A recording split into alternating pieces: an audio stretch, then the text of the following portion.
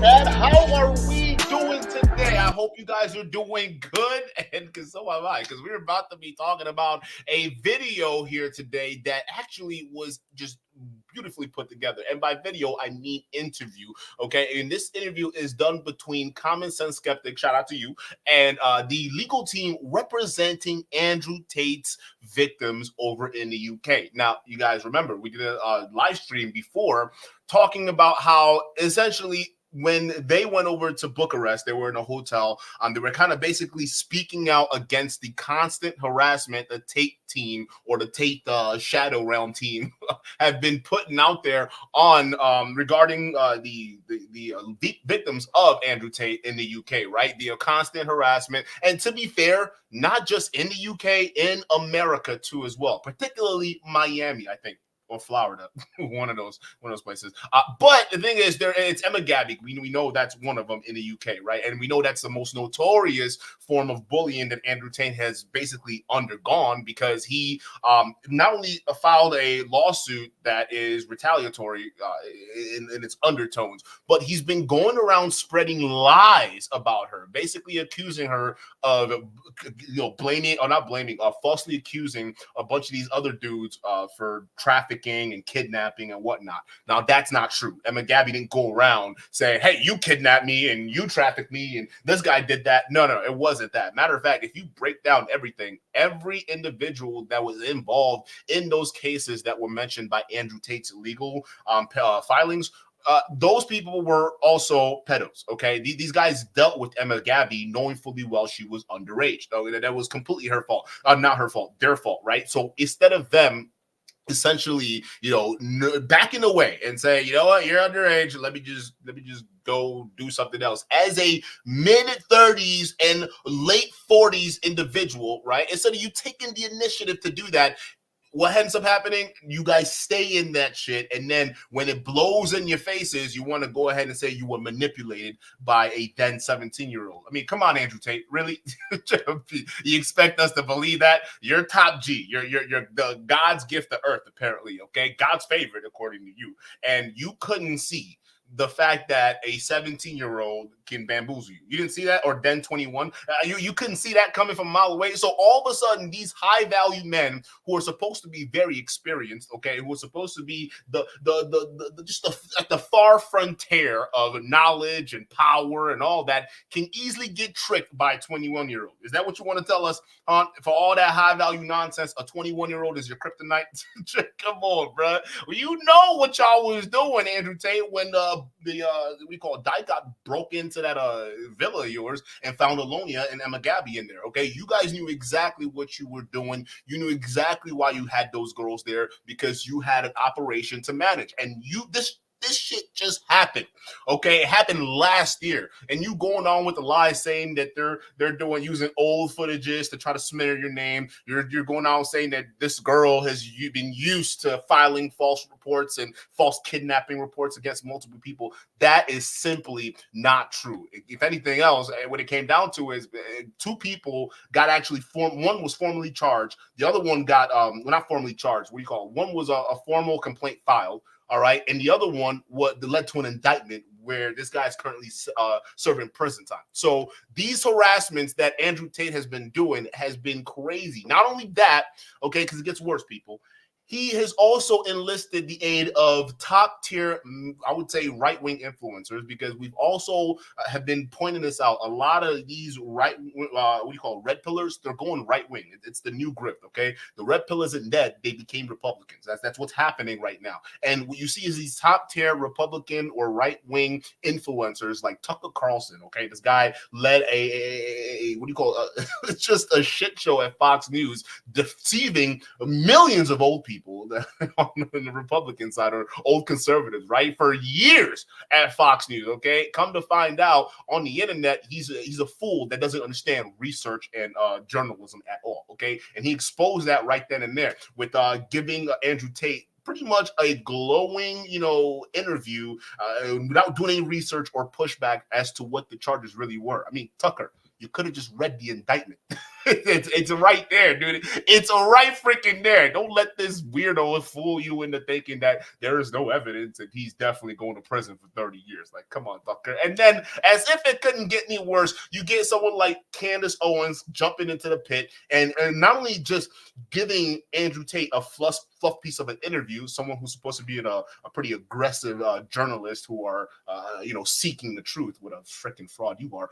Instead of doing all of that, she took it a step further. And she ended up basically victim shaming Emma Gabby, putting her on blast, all right, while giving a favorable coverage to Andrew Tate, right? Saying, well, listen, I'm being fair, but let's figure out who this Emma Gabby really is. You guys want to know who she is? Let me go ahead and rid off this lawsuit filed by Andrew Tate, listing off how bad and manipulative Emma Gabby was, okay?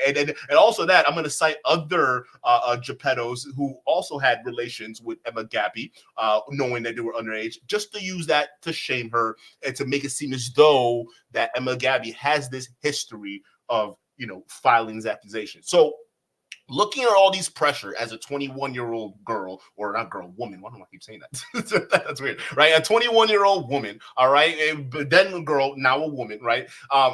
Just imagine being in her shoes, right? You got duped by this high-profile guy, okay? And all of a sudden, he got turned into this big thing where now you have to break out of his mansion, and now DICOT's involved, and got all these international legal teams involved. There's a bunch of shit going on. Imagine what would be running through your head. I mean, at 21, I was a knucklehead, bro. I was if I had that much of a spotlight on me at that age, I don't know if I'd be able to handle that like all then and there. All right, I'd probably go crazy. Okay, so I can't imagine what this woman might be going through right now. Okay, so and the good news is neither is the legal team that is representing some of the victims, because they also kind of understand what's happening. So much so that led to them speaking out and saying, hey, enough's enough. This guy is bullying our victims. Like, this is crazy. He can't outwardly say there's no victim and then turn around and put this thing in place where he's shaming and going after a lot of these victims, right? So that's where we are today. And we played that video where the lawyers pretty much just kind of spoke out against it and things like that. So now what Common Sense did was go a step further, right? I'm talking about, you want to say journalism. This is how you do it, okay? Common Sense basically reaches out to the attorneys representing Andrew Tate's victims, and we had a wonderful conversation that led to some insights that I believe, man, it's just interesting that a lot of people are still in the camp that this guy is somehow innocent and he should be the guy that society should look up to, right? It just doesn't make any sense to me. So without being said, let's go ahead and get the likes up in the chat, and let me go ahead and get to these video. Let me know if you guys can hear it, by the way, too, because I don't know what's going on with this webpage here. So we got the interview right here.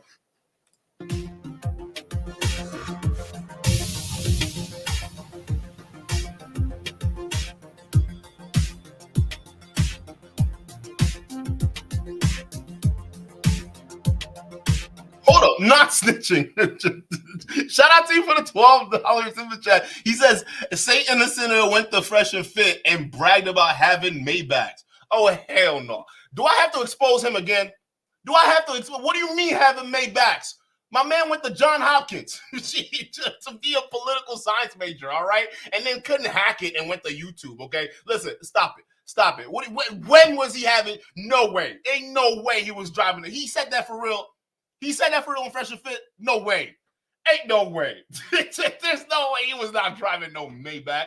That's a lie, okay? My boy had to take a taxi to go visit his daddy, Andrew Tate, and got denied, bro. You bought candy and chocolates for a trafficker and got shut down at the door, right? And then he lies about this. He says, oh, well, the signal, Andrew Tate must have like a signal disruptor in his in his mansion. That's why we couldn't get the last 10 seconds of the footage there. From the moment we knocked on the door till the moment we end up in the cab. Just like, get the hell out of here, my boy. What are we talking about? Oh, Maybach he's bragging about. Okay, now we gotta cover it. Now we got to cover it. Let me read the rest of the super chat. My bad. I went off. I just couldn't believe the lies that just came out of this. All right. Fortunately, he got roasted in the comment section. Oh, I got that. Thank you, Mr. I don't know what an NFT is. Hey, you want me to get my command line pulled up right now? I'm going to get my command line. Can you tell me how to create an NFT, you bozo? What an idiot. He says, even Fresh and Myron seem fed up with his ego. I don't know why they brought him back. Why did they bring this fool back? They haven't had Saint the Sinner in the building of Fresh and Fit for a very long time, okay? And part of the reason I thought, and I speculated, was because this guy is a bozo, and he got embarrassed by multiple content creators, including Destiny, which was insane. First of all, I'm the first one to embarrass this guy. Let's just put it there. not even toot my own horn. Y'all know the Saint, the Sinner, and dukendon beef, okay? That shit was bloody. That was a bloody beef. But your boy came back on top. Listen, don't mess with somebody who can research your entire life, okay? Mr. John Hopkins, stop playing with me. Don't play with me out here, dog. I will find you and I will expose you, you liar. He's not worth $100 million, by the way. And by the way, I'm the only one in the manosphere that exposed the fact that Fletch app was a fraud app. Okay, so let's just be that. He says Fresh and Fit are fed up with his ego. I won't doubt it. My bad. Let's get to the video. I can't believe dude went on there lying to this incels about I used to drive a Maybach. That's a goddamn lie. Don't make me expose you again, little Marquardt, sus Marquardt.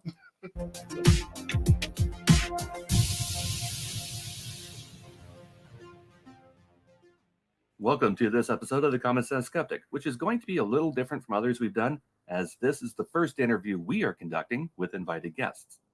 We're going to have a discussion with the lawyers from McHugh, Jury and Partners, who are representing 4 rape victims in the UK, suing Andrew Tate in civil court for damages resulting from alleged rape and physical abuse.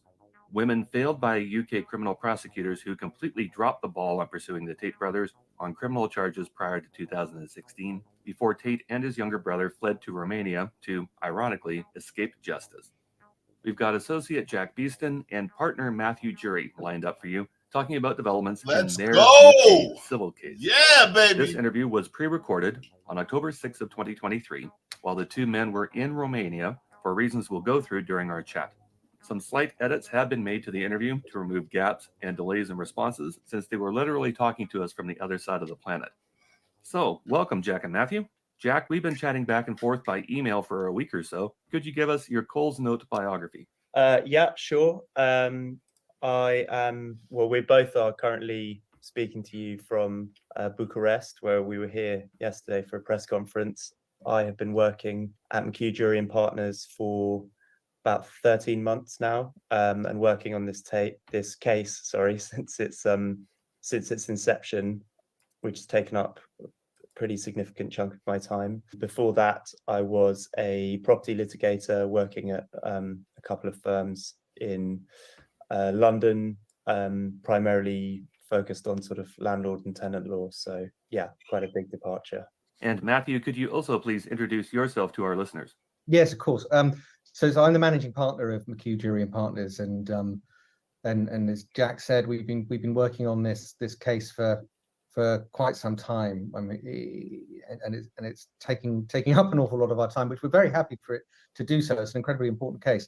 But by way of background, I've been a public interest litigator and human rights and international law specialist for about 20 years. My background is broadly in representing victims of terrorism against rogue states, financiers, sponsors of terrorism, organizations themselves. Hey, yo!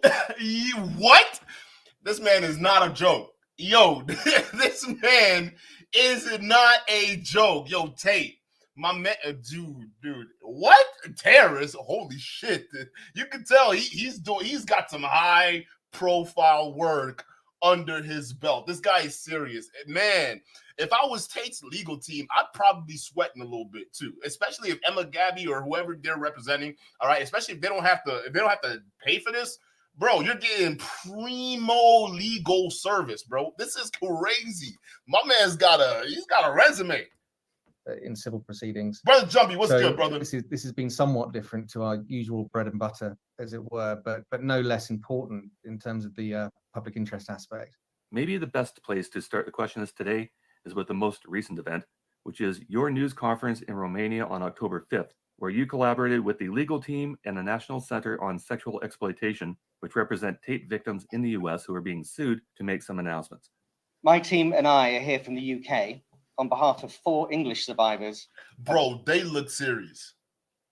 They look serious, bro. And you look. In the meantime, you look on the Tate's corner. Okay, you got the woman who is representing. What's that dude's name?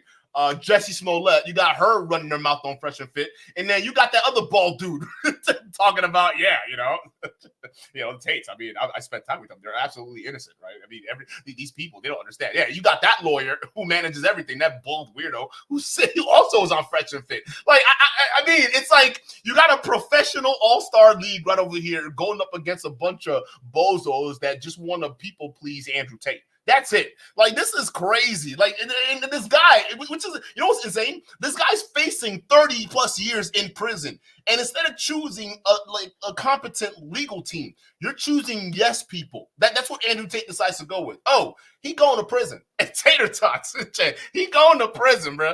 Oh, no. Rapes and serious sexual and physical assaults by Andrew Tate will ensure that those complicit in these attempts to bully and silence not only the survivors, but also witnesses to Tate's alleged crimes, will be subject to legal action both in the UK and the US. The UK police have told us that they believe there was enough evidence for a prosecution of Tate in England. We still do not know why our Crown Prosecution Service chose not to do so, but we're determined to find out. We are also determined to ensure that Tate will still face prosecution in England for his alleged crimes. Following the announcement by the survivors of their legal action, the Home Office has also encouraged the police to reopen their investigation. Maybe you can tell us what the goal of that event was, and then your take on how that event went. Well, the purpose of the event was to bring together lawyers from different jurisdictions who were representing either victims or witnesses in respect to the Tate investigations and prosecutions and civil proceedings, and bring them together in one place so that we could present a united message that recent campaign to intimidate, harass, and threaten victims and witnesses by those associated with Tate were not going to be successful and would be met with the most robust response. Also, the purpose was to educate the public about what was going on outside of the Romanian prosecution. Obviously, a lot of the reporting, quite rightly, has been focused on the prosecution here in Romania of Tate and his brother and others for human trafficking, rape, and links to organized crime. But less reported and less known is the fact that there are 4 UK victims of Tate's alleged crimes. There is also a victim who was a US citizen of Tate's alleged crimes, and we've also been contacted by, our firm alone has been contacted by at least a dozen other individuals claiming to have been assaulted by Tate. But according to Andrew Tate, there are no witnesses. there are no victims, right? This is crazy. From various jurisdictions around the world. And we were also here, I think, to just thank and applaud the Romanian authorities for what they're doing, because unfortunately in our own jurisdiction in England, very little has been done. Up until recently, when the English victims have come forward and they're bringing their own legal action, which they shouldn't have to do in the first place. I mean, it's really for the authorities to do, but they dropped the ball, as you said. From your press release on the event, one of your intended goals was to alert the Romanian authorities to what the Tates are doing to their victims. Do you have any meetings lined up with the Romanian prosecutors? We have been in contact with the Romanian prosecutors, but quite rightly, they are trying to ensure the integrity of their prosecution, where, despite the fact that communicating with us and meeting with us, etc., would have no prejudice on their investigation. They're quite rightly exercising as much caution as possible. And I think until the trial starts, I think quite rightly they are, let's just say, quarantining themselves from investigations and civil proceedings in other jurisdictions. So basically keeping an arm's length to avoid any confusion between the cases? That's right. I mean, I think, of course, and also they're just incredibly busy in focusing on what they're doing. I mean, it's such a mammoth undertaking.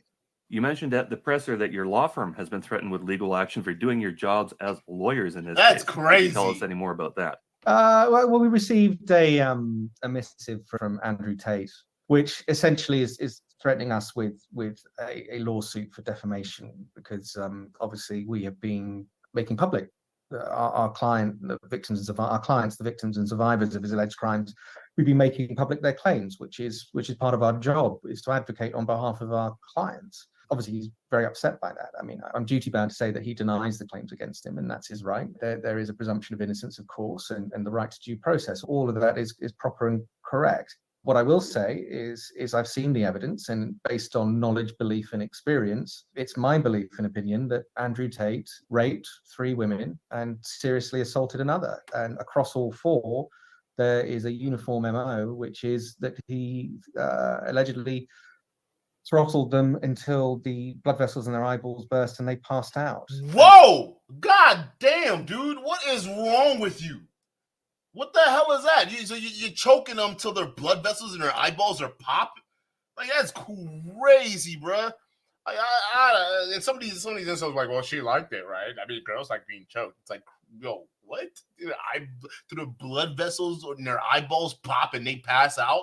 And while they're passed out, you're still on top of them having sex with them? That's gross, bro. Like, how can you even have sex with a body that's not even conscious? That's crazy. Yo! Y'all some sickos. You're a sick man, Andrew. That's just what it is. You are a sick man. That's crazy. I mean, like, there's no difference than having sex with a dead body, right? Because what's the point? Like, see, again, people who like that weird shit, you gotta watch them. You gotta watch them, bro. That's crazy. Till the blood vessels in their eyes pop. Like, what kind of woman is cool with that? Like, come on, dog. And then, well, at least 3 of them continue to have sex with them. Those are the allegations against him. He doesn't like that being said, but that's part of the it sounds bad. Which is open justice, basic principle of open justice, that these things are reported on. Apologies to Mr. Tate, but that's just the way an open democracy and open justice works. Just a little ironic that the man who holds open court in the court of public opinion daily starts intimidating anybody else who comes out with the other side of that story. Facts. It's remarkable that they never shut up about how innocent they are and how the Matrix is after them.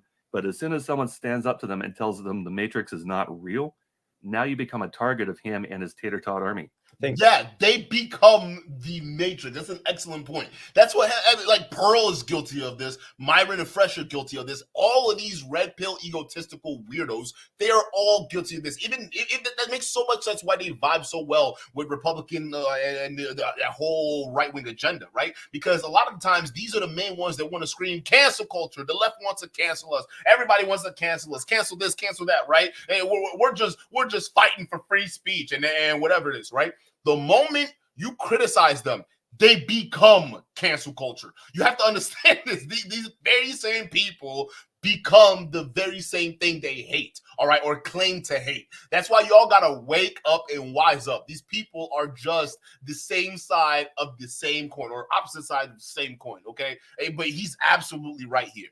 I think that's right. And I think it's, we're never going to be in a position where we have the megaphone that he and his brother and their associates have. We're just never going to be able to reach that many people, and so obviously it's important when misinformation is routinely spread about our cases, the case in America and the proceedings in Romania, to counter that misinformation and tell the truth. And I think it was pretty telling that we held a press conference yesterday to explain about the harassment and intimidation that our clients, and I say that jointly with the American teams, have been facing. And he sent people from his own legal team and public relations team to harass us during that press conference. It's just the only tactic that they seem to employ, and it's one that they seem to fall back on as just a matter of course.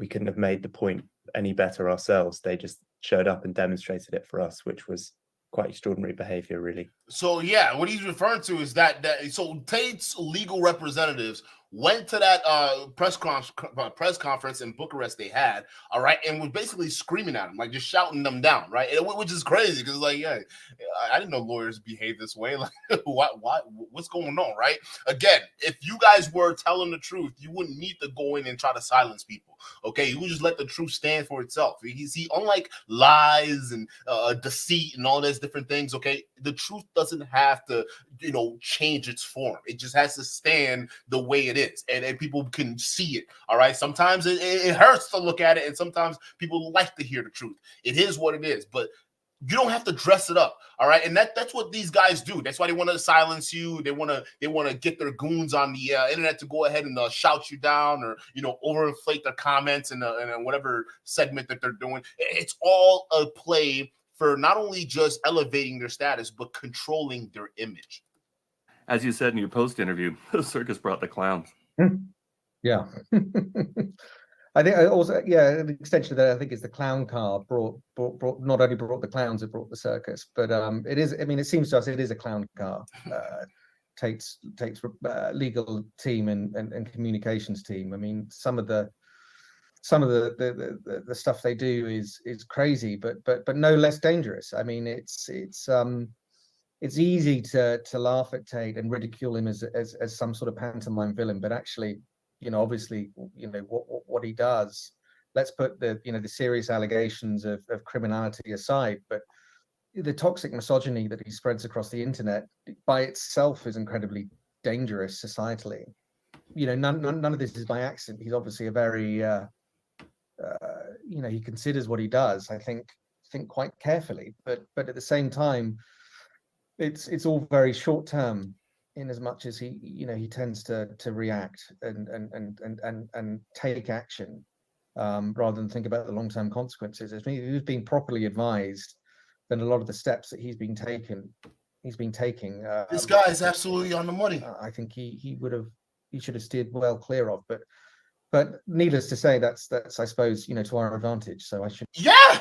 Of course. No. See, the thing with Tate, how you deal with idiots, egomaniacs like him, okay, just give them the rope. That is the best strategy for dealing with guys like Andrew Tate, because a lot of the evidence, I mean, this guy has provided a plethora of evidence that anybody can look and say, yeah, bro, you're guilty. You are guilty, bro. That is what it is. There's no ifs, ands, or buts about it, right? Right. When Milk Bar TV put together those videos that basically spliced every single degenerate shit that Andrew Tate has said, even regarding to even hinting at his trafficking operation, when people finally, for the first time, saw it all be put together, and one by one, it was basically contradicting all the lies he was currently telling at that time, all right? People were waking up. Even people like Jordan Peterson, and now they're officially beefing over this Hamas and Israel thing, because Andrew Tate's a Muslim, and apparently Jordan Peterson is a Christian. So one side is saying, "Hey, yeah, you go Israel and you go bomb those guys," and then on Hamas they're saying, "Hey, yeah, you go bomb those Israelis." It's crazy. It's like the fanaticism, just the team playing that I'm seeing on here, and the blatant disregard for lives that are lost is insane to me. But as long as you play for your team, it is what it is. I'm gonna tell you this. Neither Jordan Peterson or Andrew Tate really understand what the fuck they're talking about. Their talking points come from like their own team's perspective, because the right's got to go with Israel at all costs. Yeah, we stand with Israel. Yeah, fuck the occupation. Yeah, no, fuck the murder and all that. Yeah, we got to stand with Israel, right? Just like, God damn it, bro. Come on, like, y'all gotta wake the fuck up. This team playing with people's lives is not. I mean, it's getting kind of old, bro. Again, when the rich wage wars, the poor who die, which is so fucking sad. Shouldn't complain too much. Exactly. Every time the man opens his mouth, it's more evidence for everybody on all sides. Yeah. Or even every time his lawyer opens his mouth, it's more evidence for our side. I mean, that's the quality of legal representation we're looking at, I think. Did you happen to catch the episode we did where we broke down Joe McBride's appearance on Fresh and Fit? This guy looks. I wish I had, to be honest. I've seen clips from Fresh and Fit. He looks like a human thumb, Joe McBride. You haven't noticed that shit? You haven't noticed that? Like, look at this guy. Just look at human thumb, bro. And he sounds like a tool. Like, I can't believe this guy went on Fresh and Fit of all places, spewing the bullshit that he was spewing, and he's supposed to be their legal representative, right? Think about it. Now, these guys are all in like different legal fields, and they're working on different legal aspects, and some of them are different countries, like these guys. So it's not saying that these lawyers are working on the same case as the one Andrew Tate's facing in Romania in regards to trafficking. So these aren't those lawyers. These guys are representing the civil case that's going on in the UK, and I'm not sure if they're dealing with the victim in America, which is Emma Gabby. So I don't know if they're dealing with Emma Gabby. I'm not sure, so I don't want to speculate on that.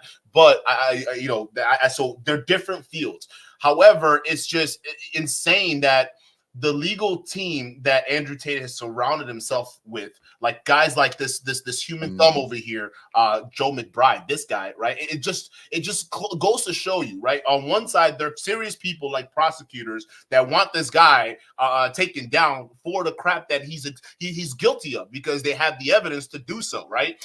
And then on the other side, you got Andrew Tate and Joe McBride, and then that one lady that represented Jussie Smollett, which is like, man, like these guys are not playing with a full deck, okay? If you had, and that's exactly what this guy was saying. If Andrew Tate had the right counsel around him, he wouldn't be in this mess, all right? And Andrew Tate has gone through lawyers. He's fired so many lawyers before he got to the ones that he's dealing with right now, okay? He's gone through attorneys. And I'm sure the attorneys he went through were the ones who probably advised them to shut the hell up, right? Hey, stop snitching, Bruce Rivers, right? Stop self-snitching, dude. And guess what? Instead of taking the reasonable, responsible advice, he decides, no, we want guys who are yes men. Yeah, you tell me how to get away with murder. How about that? And they actually brag about it too, right? When we look for a lawyer, we don't want someone who's going to sit there and tell us about the law. We don't care about the law. Yeah, it's obvious, you bozo. That's why you're facing 30 years in prison. We want a lawyer that's going to make it all go away. Hey, Tate. Hey, how's that working out for you? How's that working out for you? It don't look like it's working out too good. Maybe you should hire people who are competent, not people who are just there to stroke your ego. Maybe you would have a fighting chance. I must confess that I can't bring myself. Some of the time, I can't bring myself to watch these individuals in action. It's just there's just too much, and it can become a little bit galling. It is a little soul-destroying seeing what's happening to people in the other parts of the world, the trafficking that happens, the way these people talk about women. They really don't consider women to be people. And this is Andrew and Tristan. They consider them to be property to use and abuse for their own benefit. And that seems to be the only purpose for women in their lives. As you said, they're spreading this message, which can't be any good for anybody. I think there's also a sort of wider point to make, which is certainly in the UK, and I would assume it's the same in America, but we've seen a kind of degradation of all the politics has gotten messier, lines and behaviors are sort of being blurred. Tate has retained, I do feel sometimes slightly idealistic about the law and about our profession, and I know that there's lots of good lawyers acting honorably and taking their responsibilities, their professional obligations very seriously, and that's something you're taught constantly when you're coming up through law school. And to see Tate's lawyers mimicking his own behavior, in America, using a claim to potentially facilitate the harassment and intimidation of victims in a criminal case in another country is shocking. And then here yesterday, Tate's Romanian counsel posing as a journalist, having to be outed by by actual members of the press. How embarrassing is that? You go in there knowing you're his legal representative, posing as a journalist just so you can heckle and try to silence the people who are fed up with you harassing them. That's insane, bro. This is gangsters. This is how gangsters behave, all right? And it's no surprise, all right? Are we surprised that Andrew Tate would result to these matters? Hell, I wouldn't even be surprised if Andrew Tate was the one that gave the order to have those guys head on over there. Who else would have that authority to do that? All right? Do you honestly think that tool would have the authority to go ahead ahead and act in that manner? No, he had to have received orders from somebody who was up top, and it was clearly Tate. Tate probably knew this was going down and decided, you know what? Let me go ahead and tell these guys to go in and huckle them down. It'd be funny, not realizing that you're actually just making their case for them, because realistically, they're there to basically shine a light on you harassing their clients, their clients, right? Or you're the victims of you, right? What you're doing by sending those guys there to heckle and try to silence them is proving their point. You understand that? You are proving their point. So when these guys are saying, hey, the victims of Andrew Tate are being harassed right now, okay, and then while they're doing that, here comes Andrew Tate's legal team trying to lie to come in. When they lied to get in there just to try to silence and harass these guys. It's proof. It's proof right then and there. Like, yeah, you know what? If they're doing this right in front of our eyes, I believe it. I believe they were definitely harassing these women, right? Again, Tate does not think. And what this man said about the political system, how everything's just being politicized and polarized, right? And how Andrew Tate can come out there and use these talking points like the Matrix and all these different nonsense to try to galvanize people to not believe the truth. He's absolutely right. Okay, again, this is a Trump effect. Okay? You guys don't believe me, but it's true. It's so much so that they're comparing Tate to Trump, so you can't deny this. The comparison is true. Alex Jones does it. Pretty much everybody who are conservative thought leaders, they're doing this right now. They're taking Tate's situation and comparing it to Trump's indictment, which is like, I don't know if that's the comparison you want, but the way Trump and how he's conducted, politics compared to, it's basically the model now, right? Because politics has become entertainment. Right? My side versus your side, and then the truth get lost in the middle. How about that, right? And it's no surprise to see people like Andrew Tate taking advantage of this, right? So here's the thing. For a guy like Andrew Tate to be successful, there are a bunch of conditions that just has to be perfect, okay? There are a bunch of conditions that just has to happen for people to start, really jumping onto that Tate boat and just running with it or swimming with it or sailing with it, right? It is what it is. For being Tate's lawyer and refusing to, identify himself, that's just way beyond the lines of acceptability, and it's really disappointing to see regulated professional people who presumably have been taught the same things that every lawyer is taught to start acting in a way that starts mimicking their clients. It's that's you. Everyone's entitled to a robust defense, but you're not entitled to those sort of kind of playground tactics, which at the same time is very dangerous, because if it becomes normalized, then we're just in another race to the bottom. No, I don't think you understand I don't think this guy understands how on the money he is. It's already being normalized. That's the scary thing. And I keep harping on this, but I don't think anyone's listening. This style of conversation has been normalized already, and it's coming to the point where everyone is getting to that situation where they're just going to accept it, right? They accept that this is how politics is. They accept that this is how the media is, all right? It's in patterns. If people get attacked, all of a sudden, blame the mainstream media, blame cancel culture, right? Cancel culture, right? The big boogeyman that's all out there, the COVID and secret agendas and all that, all these different things. It's a step-by-step playbook. They don't have to tell you truth anymore. They don't have to do good journalism. They don't have to do any research whatsoever. They just have to listen to the simple talking points, right? The little slogans, like the campaign slogans, right? Yeah, you know what? The Matrix is after me, right? That's what it is. They're trying to silence us, all right? They're trying to repress us. They're attacking men. That's one of their favorite ones, right? Men are under attack. Another fearmonger statement that these guys like to make. This is the prepping, the mind prepping, okay? This is what these people are doing, all right? So again, it's become normalized. The age of having political discourse where people can just have the conversation and come to an agreement or non-agreement, but at least be respectful, it's gone. It's over with, okay? Why do you think people don't want to do research anymore? They just believe into their talking heads and then just run with it, right? Even with this Tate indictment, no one on the Tate camp has read the indictment papers, all right? I can guarantee you that they have not read the indictment papers for Andrew Tate, and they don't need to. They just get their daily dose of slogans from Andrew Tate and his emergency streams, and that's all they need.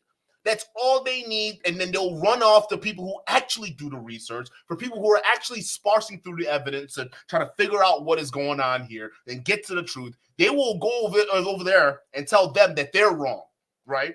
Just based off the little slogan that Andrew Tate gave. It's crazy to me, but that's where we're headed. Or not even headed. That's where we are.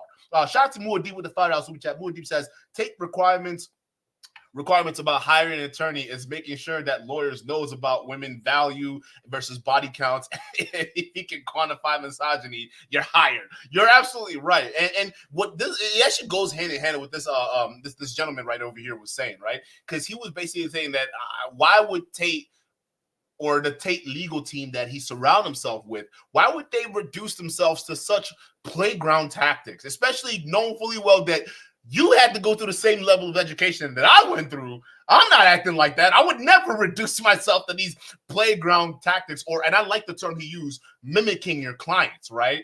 And y'all remember when I told you that Tate's attorney went with that, it's not, what's his name? Joe McBride, right? When he was on Fresh and Fit and he was talking, right? Remember I told you, Joe McBride is like, you remember when John Gotti hired Bruce Cutlass, right? Bruce Cutlass he was also bald, ironically, coincidentally, actually. He was also bald, and he was that kind of lawyer that would just, he was basically John Gotti as a lawyer, if John Gotti had a alternative life as a lawyer, right? Instead of a gangster, right? Because Bruce Cutlass ended up mimicking and taking on a mafioso personality, right? He'd come in there, he'd be bombastic, he'd pretty much talk to and address the prosecutors how a mobster like Gotti would. All right, and later on, it didn't end well for Bruce Cutlass, because he ended up getting, federal charges levied against him, and he almost got his life, ruined because of that. He got too close to the mob. All right, the same thing with Andrew Tate. We even saw their clips out there of Andrew Tate saying that they have specific requirements in terms of hiring their legal team, okay? You have to be stupid. I'm sorry. By stupid, I mean you have to ignore all your trainings that you had in legal school and sell your soul for the almighty dollar. And then if you're willing to do that, Tate will hire you. That's why these people are mimicking Tate, right? They're pretty much adapted and latched to his personality. They're addicted to the money. They like the lifestyle. And Tate has an uncanny way of bringing people into his brotherhood of whatever the fuck they got going on back there. And that's literally a combination that turns these guys into, from professionals, right, to goddamn gangsters in suits. I mean, I don't know what else you call it. That just is what it is. But that's what's going on right now. And Muad'Dib, you're absolutely right. One more question about the press conference, and that is, there's a 17-minute clip out there showing Matt having his say and Jillian having her say. How far after that was the interruption from Tate's representatives? The interaction was almost immediate, I think, Jack. Yeah, it was as soon as the questions started. We have a second clip of some of that portion, so we can send that to you if that's helpful. They jumped in straight away, and as Jack said earlier, I asked him to announce, who he was, which is standard at a press conference. If you remember the press, you announce who you're working with or for, and he didn't say anything which raised alarm bells for me. I must confess I didn't recognize him, but I thought something was up. First of all, he identified himself as a member of civil society, and he had every right to be there. And then he mentioned something about being a journalist. But as Jack said, it was up to other members of the press. Say other members, he wasn't a member of the press. It was up to members of the press, legitimate members of the press who were there, to out him as Tate's lawyer. I mean, that's just utterly bizarre. That's crazy. So the male here is the lawyer for both the Tates, but just the brothers, though, if we understand the indictment correctly. I went to a man's office, said I committed multiple felonies. There are things we can do. We could try this. We could try that. No problem. I make one call. You don't go to jail. There's no problem. Yes! We send somebody else to jail. We send him. He is Yes! to do Andrew. He Yeah. shave his head and he go. I'm like, oh, he's cool. That's the lawyer I want. They just admitted they want a criminal. they want someone who is not afraid to look the other way, right? That's like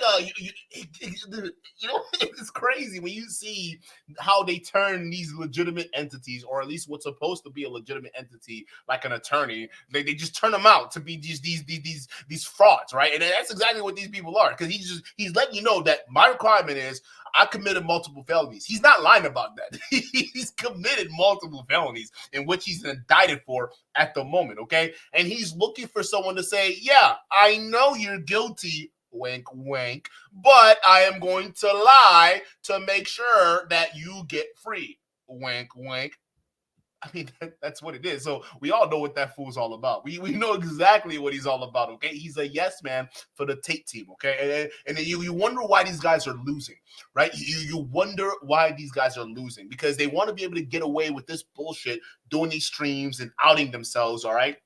And making their case harder for them versus getting someone who's competent and could possibly help them, either get out of prison or ease the sentencing that will eventually come down on them, right? So again, these guys claim to care about their kids. They claim to care about their mom and their family and whatnot, but they're taking these huge risks with these shitty legal people that they're hiring who are not even doing them any justice. Joe McBride literally went on Fresh and Fit and committed so I don't know what you call it. Some you can even call acts that can land him in some serious hot water because he's out here just outing Emma Gabby and lying on her name and saying these things in absolutes that are not true. It's like, bro, you're basically selling your bro, you went to school to be a lawyer, and this is the best your career can come up with.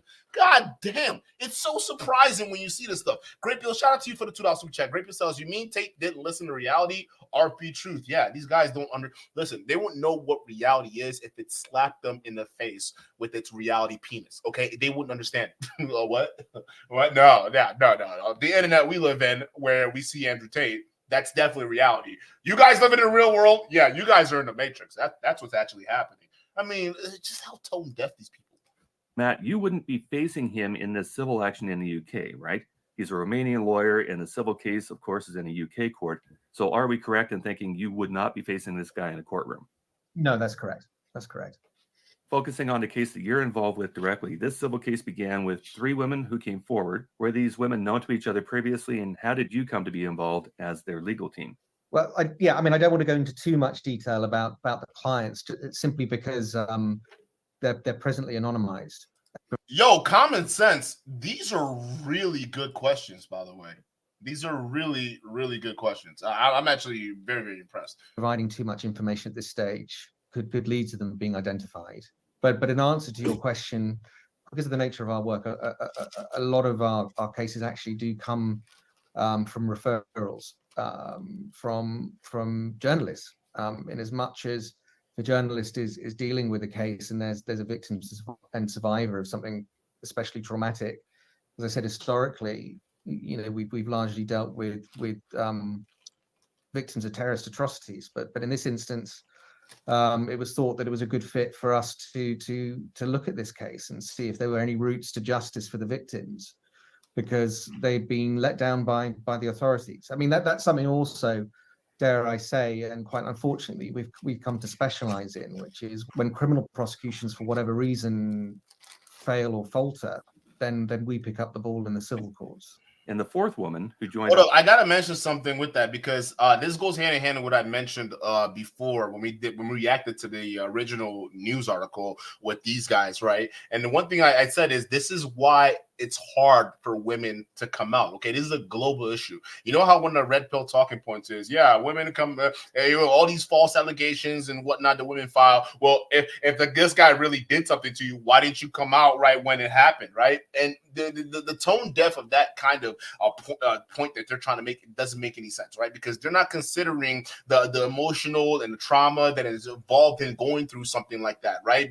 Because now you have to prepare yourself mentally for a battle, because now you're pressing legal charges for it. And while you're going through that process, you're running into the establishment, like the police forces and things like that, that may not even take you seriously, right? And let's say if you're someone from a low socioeconomic status, right? Like someone who is who probably had an OnlyFans or is known to, frequent the streets or whatever it is, right? Even those type of women, they don't even get, like, police don't even waste their time with it, which is absolutely crazy, right? That you have the legal or institution that's supposed to help us, right? They don't do their jobs.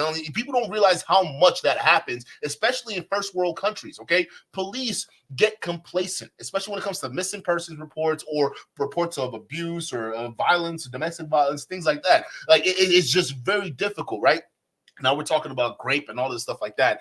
When you run into people like Andrew Tate, especially someone who has the means to fuck your life up if they really wanted to, which Tate is doing right now. These are the things and combinations that prevent a lot of women, especially when they deal with this bullshit, from coming forward, right? Maybe later on, maybe years later, they come forward because they feel like they have the power now, and the individual who committed those acts are in a position where they're not as powerful, right? And then they come in and say, you know what, this actually happened. I want to be honest about that. But for a lot of times, there's a reason why women don't go to the authorities right away. So it's just so ignorant when you hear a lot of these red pill people say, "Oh well, you should have. Why didn't you call to the police right away?" It's not that easy. Matter of fact, I've had situations where like listen, you can have a friend that's a woman too. They can go through shit, right? But in this case, she was an ex. But okay, we're friends, and we kept the friendship relationship going. All right. But the thing was, the dude that she ended up dealing with later on was like very, very abusive, right? And she would like call me up and talk to me about this stuff, and I'm like, you gotta go to the cops. It took like literally, I had to like grab her hand and say, listen, dude, if you keep putting yourself over here, you gotta call the cops. You gotta find a restraining order or whatnot, because and just even her mentality of that, like, no, I don't want to do this, and what if they don't believe me, and this and that, or it happened so long ago, and maybe I missed my date, or I should, all these different things. Like, nah, if this is happening, you got to go to the police. You got to go to authorities, because he's not going to stop. The fact that you're not doing anything about this right now, he's not going to stop. He feels as though you're good with this. You're okay with it. This is just a cycle of whatever y'all are calling love. And that's the thing y'all got to understand, bro. It's just not that easy. Y'all got to wake up to the reality of this stuff. All right? Like, women have vastly different realities than a lot of men out there, and we have to start acknowledging that.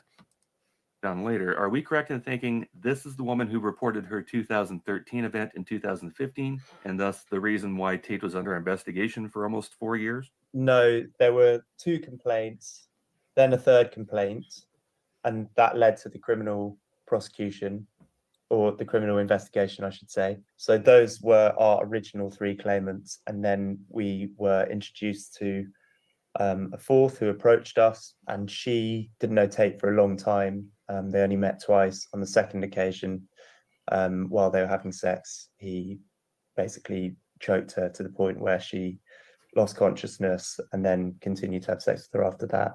So she did not report that to the police at the time. She still may. It's obviously a personal decision. It's completely up to her what she does, but she joined the claim as a result of our announcements in relation to the other 3. I should add the reason she didn't report it to the police is because and hasn't yet, is because she's aware of how poorly the other victims believe that the police have treated them, and the failure to bring Tate to justice based on their criminal complaints. There you go. That's actually, they even bring it up. Yes, the cops are notoriously horrible. Most cops, I don't think y'all realize this, most cops would rather spend their time busting people for window tints than actually solving cases. That's what it is. Like, you guys have no idea how most cops out there, and I'm not saying all cops, because there are cops out there that like will go above and beyond their stated duties and like make things happen. I love those guys, and those are the people that typically get promoted pretty quickly, right? Because they're on the money. But the vast majority of cops, you got to understand how brutally average it is to be a cop, bro. Like, again, I'm not saying that it's not a like honoring role. It's an honoring role, right? Because you're supposed to provide and not provide and protect. I'm sorry, you're supposed to protect us, right? You're a cop. That's what it is. But a lot of cops, they spend their time on such trivial shit. It's not even funny, bro. Like it's great. They'll waste their time camping out, trying to catch people who are going 5 miles over the speed limit, all right, versus, dealing with people who are coming to them with cases of assault, right? So those things just get lost literally in the weeds while they go out here and waste their time with things that don't matter. And I'm not saying that's all cops, again, right? I'm just saying from my experience here, I've seen cops that would come at you for your window tints. Just that it's like, what? Okay, I get it, bro, but this came factory. What you mean? Like, this is a factory, bro. Like, this is what it is. But again, it is what it is. Cops notoriously do not do their jobs, especially when women come to them with cases like this. All right, you got to understand that, which adds to the further frustration of why things don't get done in a timely manner. And ladies, shout out to you for the 5-month membership. Let's go ahead and get the W's in the chat for a ladies. Thank you so much. I appreciate the support. Let's continue. So it's probably not surprising she doesn't have much confidence and faith that going to the police will result in anything. I would like to add that when we talk about the police here, I'm not tarnishing by any means every police officer or constabulary with the same brush. We've had fantastic experiences with the police and have worked closely with them on a number of matters. But in this instance, it's pretty clear that mistakes were made. At least, that's our opinion. No, I think that's a pretty universal opinion at this point.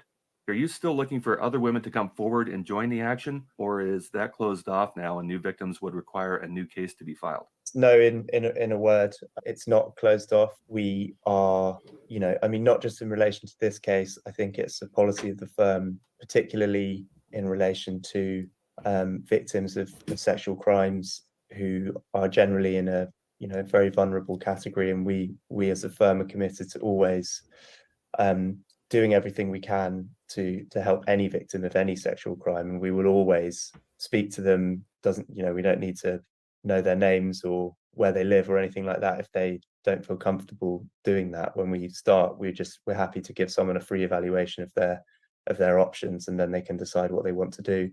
In relation to this case, we would be very happy to talk to anyone who wanted to come forward with absolutely no obligations to do or not do anything. Now, for clarification, what are the goals of this case? What do you hope to see come from this legal action? Well, the primary goal is, and it may sound trite, but it's not. It's justice and accountability. And our clients, the victims and survivors, they want to have their day in court. They want their stories to be heard, the truth to be told, and the perpetrator held to account. It may be through the civil courts, and of course, the only sanction of the civil courts, well, not the only sanction, but the main sanction of the civil courts is damages, is compensatory. And if there is compensation, and if that money can be moved from the suspected perpetrator to the victims, then that can only be a good thing, surely. Take everything. Take all of his shit, bro. He deserves it. Trust me. In this instance, Tate is the defendant, and if he's found to be culpable for the alleged rapes, then it's the finding of liability is going to be the main thing, because for so long Tate's denied these claims, despite in the face of the evidence. He's consistently denied them. Even worse, he's said that these victims don't even exist, that there's somehow a fabrication of the matrix, or some sort that's of crazy too. Nonsense. Imagine hearing that if you're a victim of a serious crime, sexual assault. That's facts. I've been saying that. Like, imagine that you got choked out by this guy. You wake up, he's still having sex with you. All right. Obviously, that's a problem. And then he gets indicted, and he's going around saying, I've never hurt anybody. Everything's all lies. There are no victims. I never hurt anybody. No one's coming forward. And meanwhile, you got a case going like, bruh, no, you did this to me. No, that's what do you mean? Don't try to deny this bullshit, bro. You did this. It's got to be so stressful when this guy's plain ignorant to obvious crimes he committed, bro. Again, this is a whole new level of just either insanity or manipulation. Somehow you don't even exist. So that vindication is the primary goal. But what I would say this, Tate's been very vocal about being very fond of his money. So if we're successful and some of that money can be given to his alleged victims, then I think that's I agree. A good day also. I agree. Now, does the civil court in the UK refer for criminality if the judge hears something during the trial that they absolutely know needs to be referred to a criminal aspect trial? No, but that's a good question. And that's the other aspect of it, of course. Parallel to the civil proceedings, we're also working to, let's say, encourage the authorities to reopen the investigation and for a new decision to be made on a prosecution. Yo, chat, do you know what this means? If they get their way, which I hope and pray they do, not only is Andrew Tate facing criminal charges in Romania. But once that all is said and done, okay, the UK has got a fresh new round of criminal charges that they're going to levy against Andrew Tate, meaning once he's done with one prison, he might end up going to another country to go ahead and serve another prison sentence if they get their way. And I hope so, because those victims, you know, they deserve it. They deserve to get some kind of justice, whether it's civil justice with the money in the lawsuit, or it's the actual, you know, the consequences, the legal consequences, going to prison for however long this prison term is going to be. So this is absolutely crucial, because now it takes the element out of just being in Romania. It's no longer just Romania no more. It's now Romania and possible criminal charges in the UK. And some of you tater tots who were just coming in and probably saying, oh, dude, what are you talking about? What would the UK? Why would the UK try to file trafficking charges against Andrew Tate? Well, if you don't remember, allow me to refresh your memory. Andrew Tate's first ever interview on Fresh and Fit, okay, the biggest platform he was on since then, all right? Listen, this guy basically admitted the whole reason why he left the UK, okay? The whole reason why he left the UK, because he got charges of abuse, right, levied against him. Women were saying, this guy beat me up, right? And I won't be surprised if that runs parallel to what these guys are, or who these guys are dealing with, right? I wouldn't be surprised about that.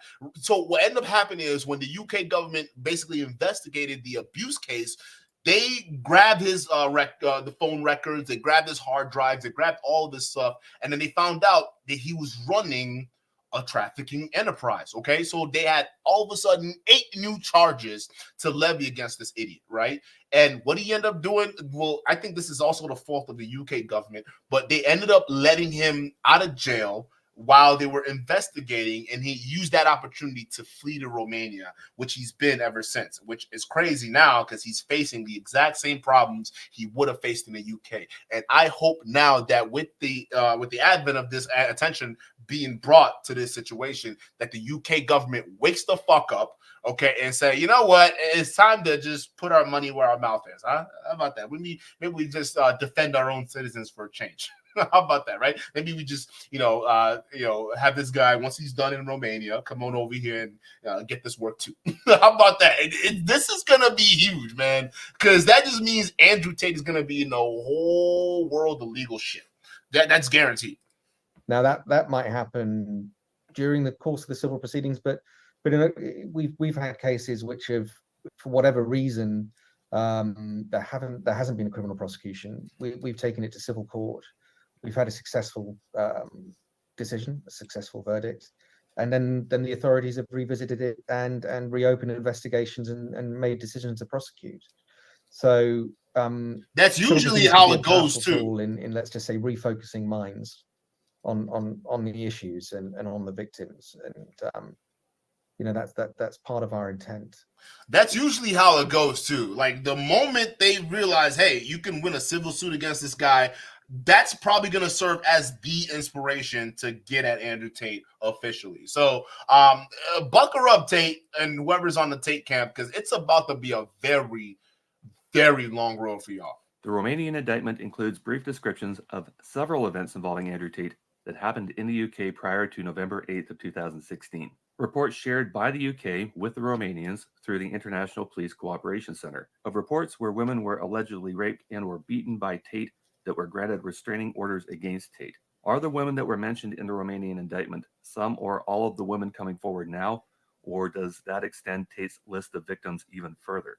Again, I wouldn't want to confirm or deny, simply because we're trying to maintain the anonymity of our clients. So that's not me being evasive. It's me being cautious, obviously, and protective. I think the one thing to say though is that our clients and the women we represent are certainly not the only victims in the United Kingdom.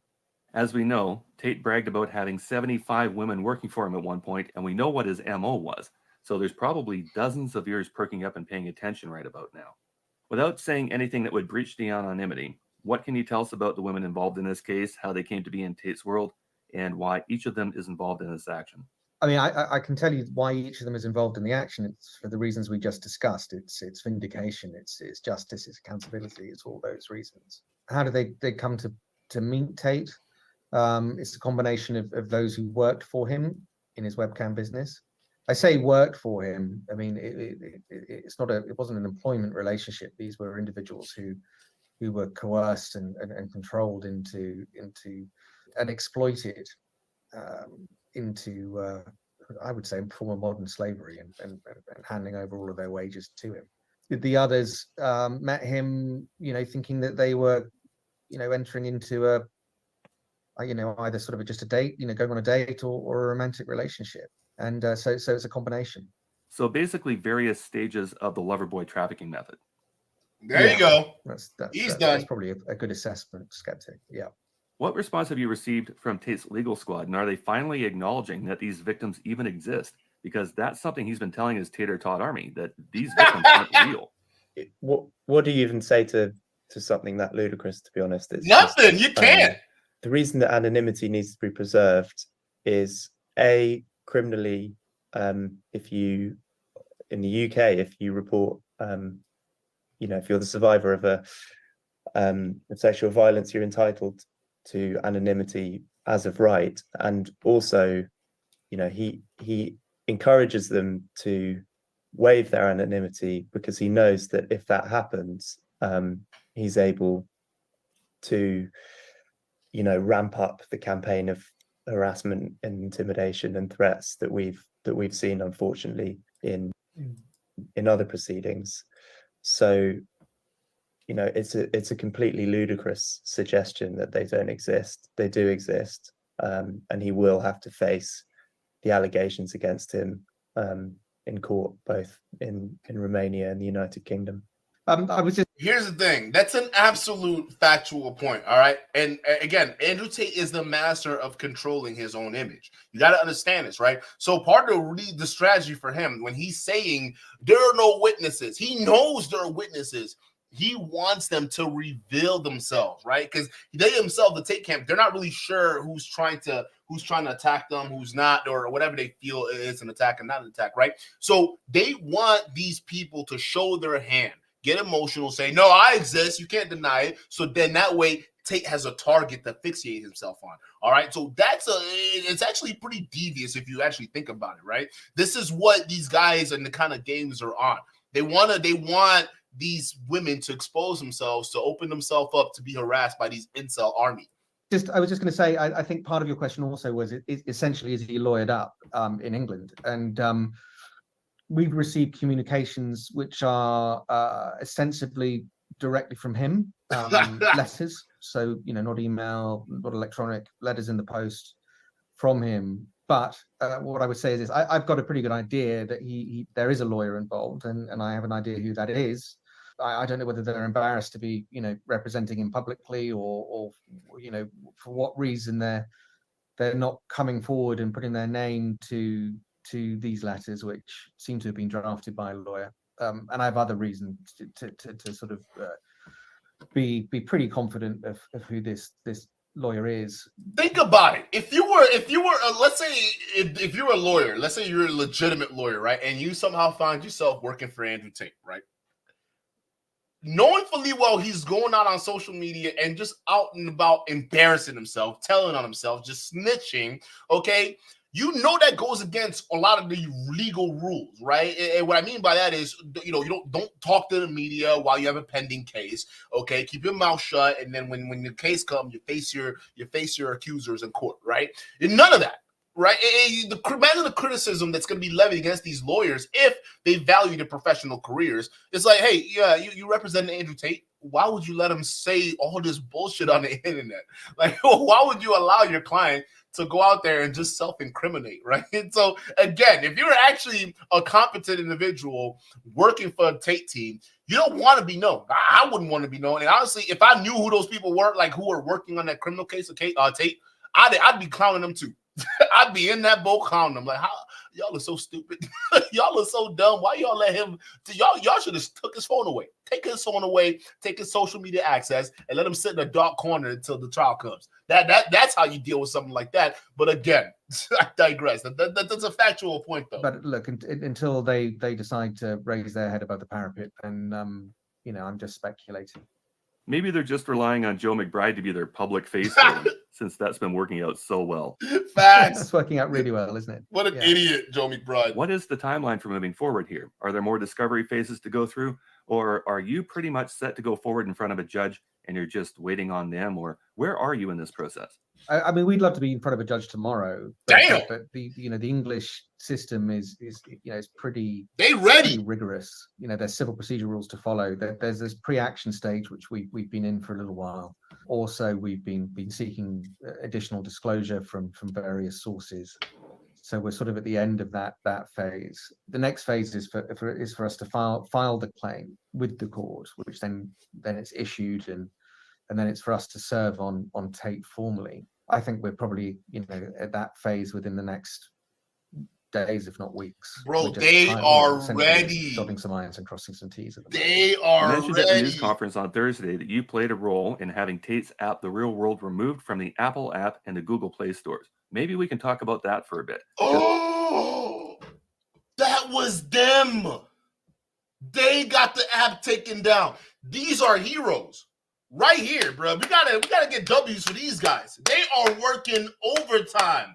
So they're not even involved in the criminal case of it, but they're going above and beyond and saying, yeah, Apple, take this app down. Google, take this shit down right now because you guys probably are unknowingly funding a criminal or a known criminal enterprise. These guys, man, again, these guys got a team. They're not playing. While Andrew Tate is surrounding himself by yes men, okay, these people are not afraid to go above and beyond to fuck your shit up. That's crazy. They already disrupted this man's money.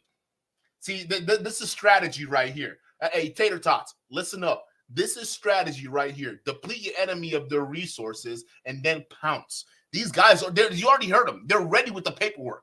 They're ready. They're ready to file as soon as the judge is willing to let them. Okay? They're ready to go. And before they even did that, they made sure to take out his financial pillars, right? They decapitated that. Now, obviously, that's not all of the financial pillars that Tate leans on, but those are pretty major ones. Okay, I mean, over 220 or how many thousand members he had in that? That's a boatload of money. That's millions of dollars in his pocket that now he can't use to combat the victims. Right? This is great. These guys are on the money. I love this because that's going to have a huge financial impact on the Tate criminal organization. Yes, I mean, it's something that was brought to our attention. Something that we have been looking at for a while.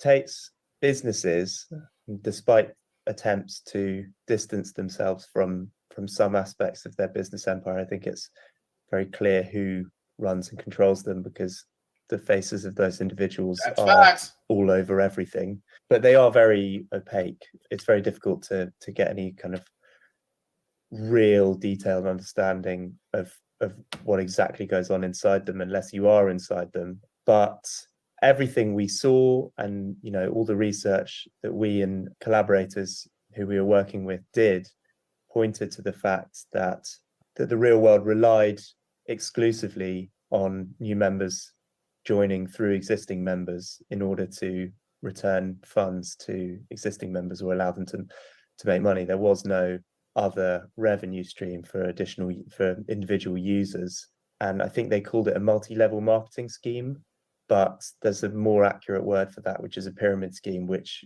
is actually illegal, certainly in the UK. It's also a crime in America, I understand it.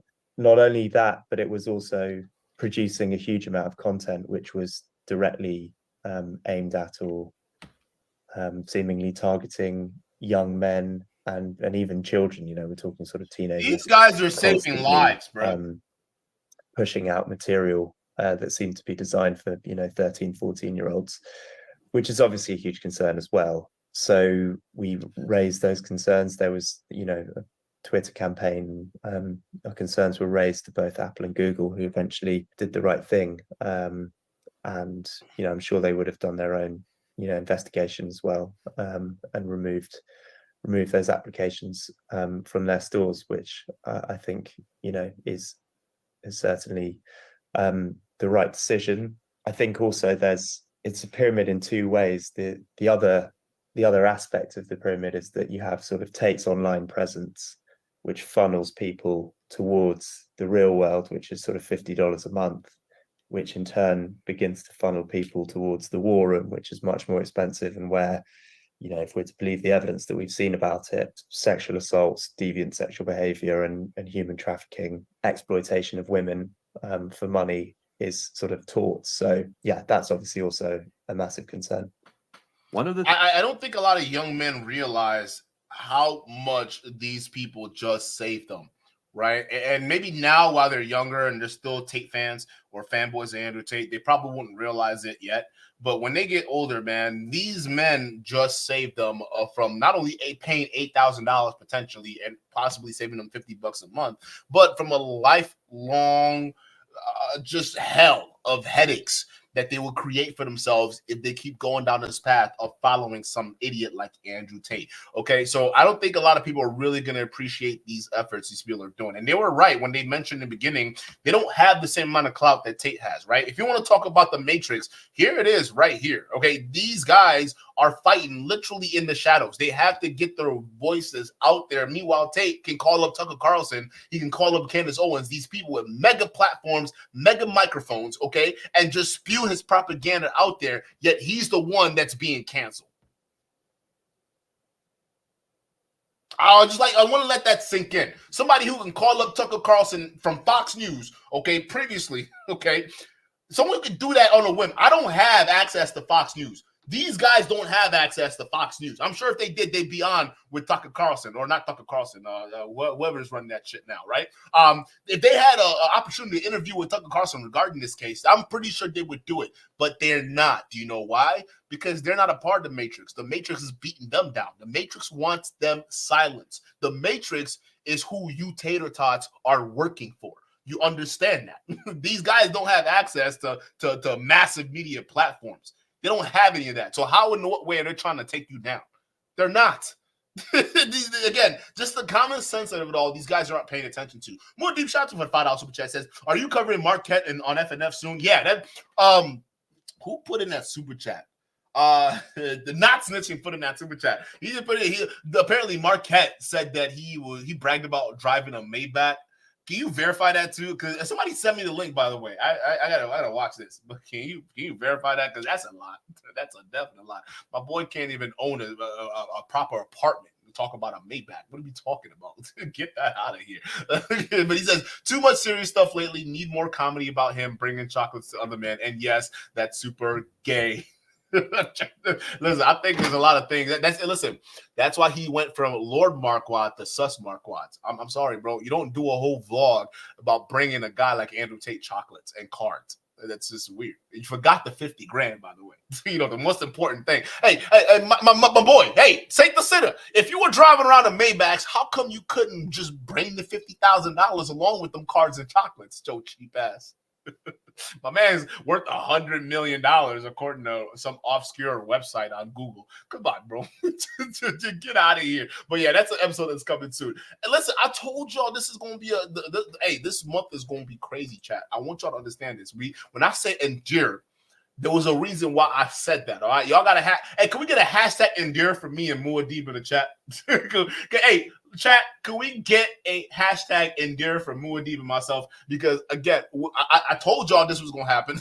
We have to endure, though. Muad'Dib, you have to endure. Misinterpretation. Shout out to you for the $10 super chat. Says Andrew Tate thought he was so clever inventing pimping and pyramid schemes.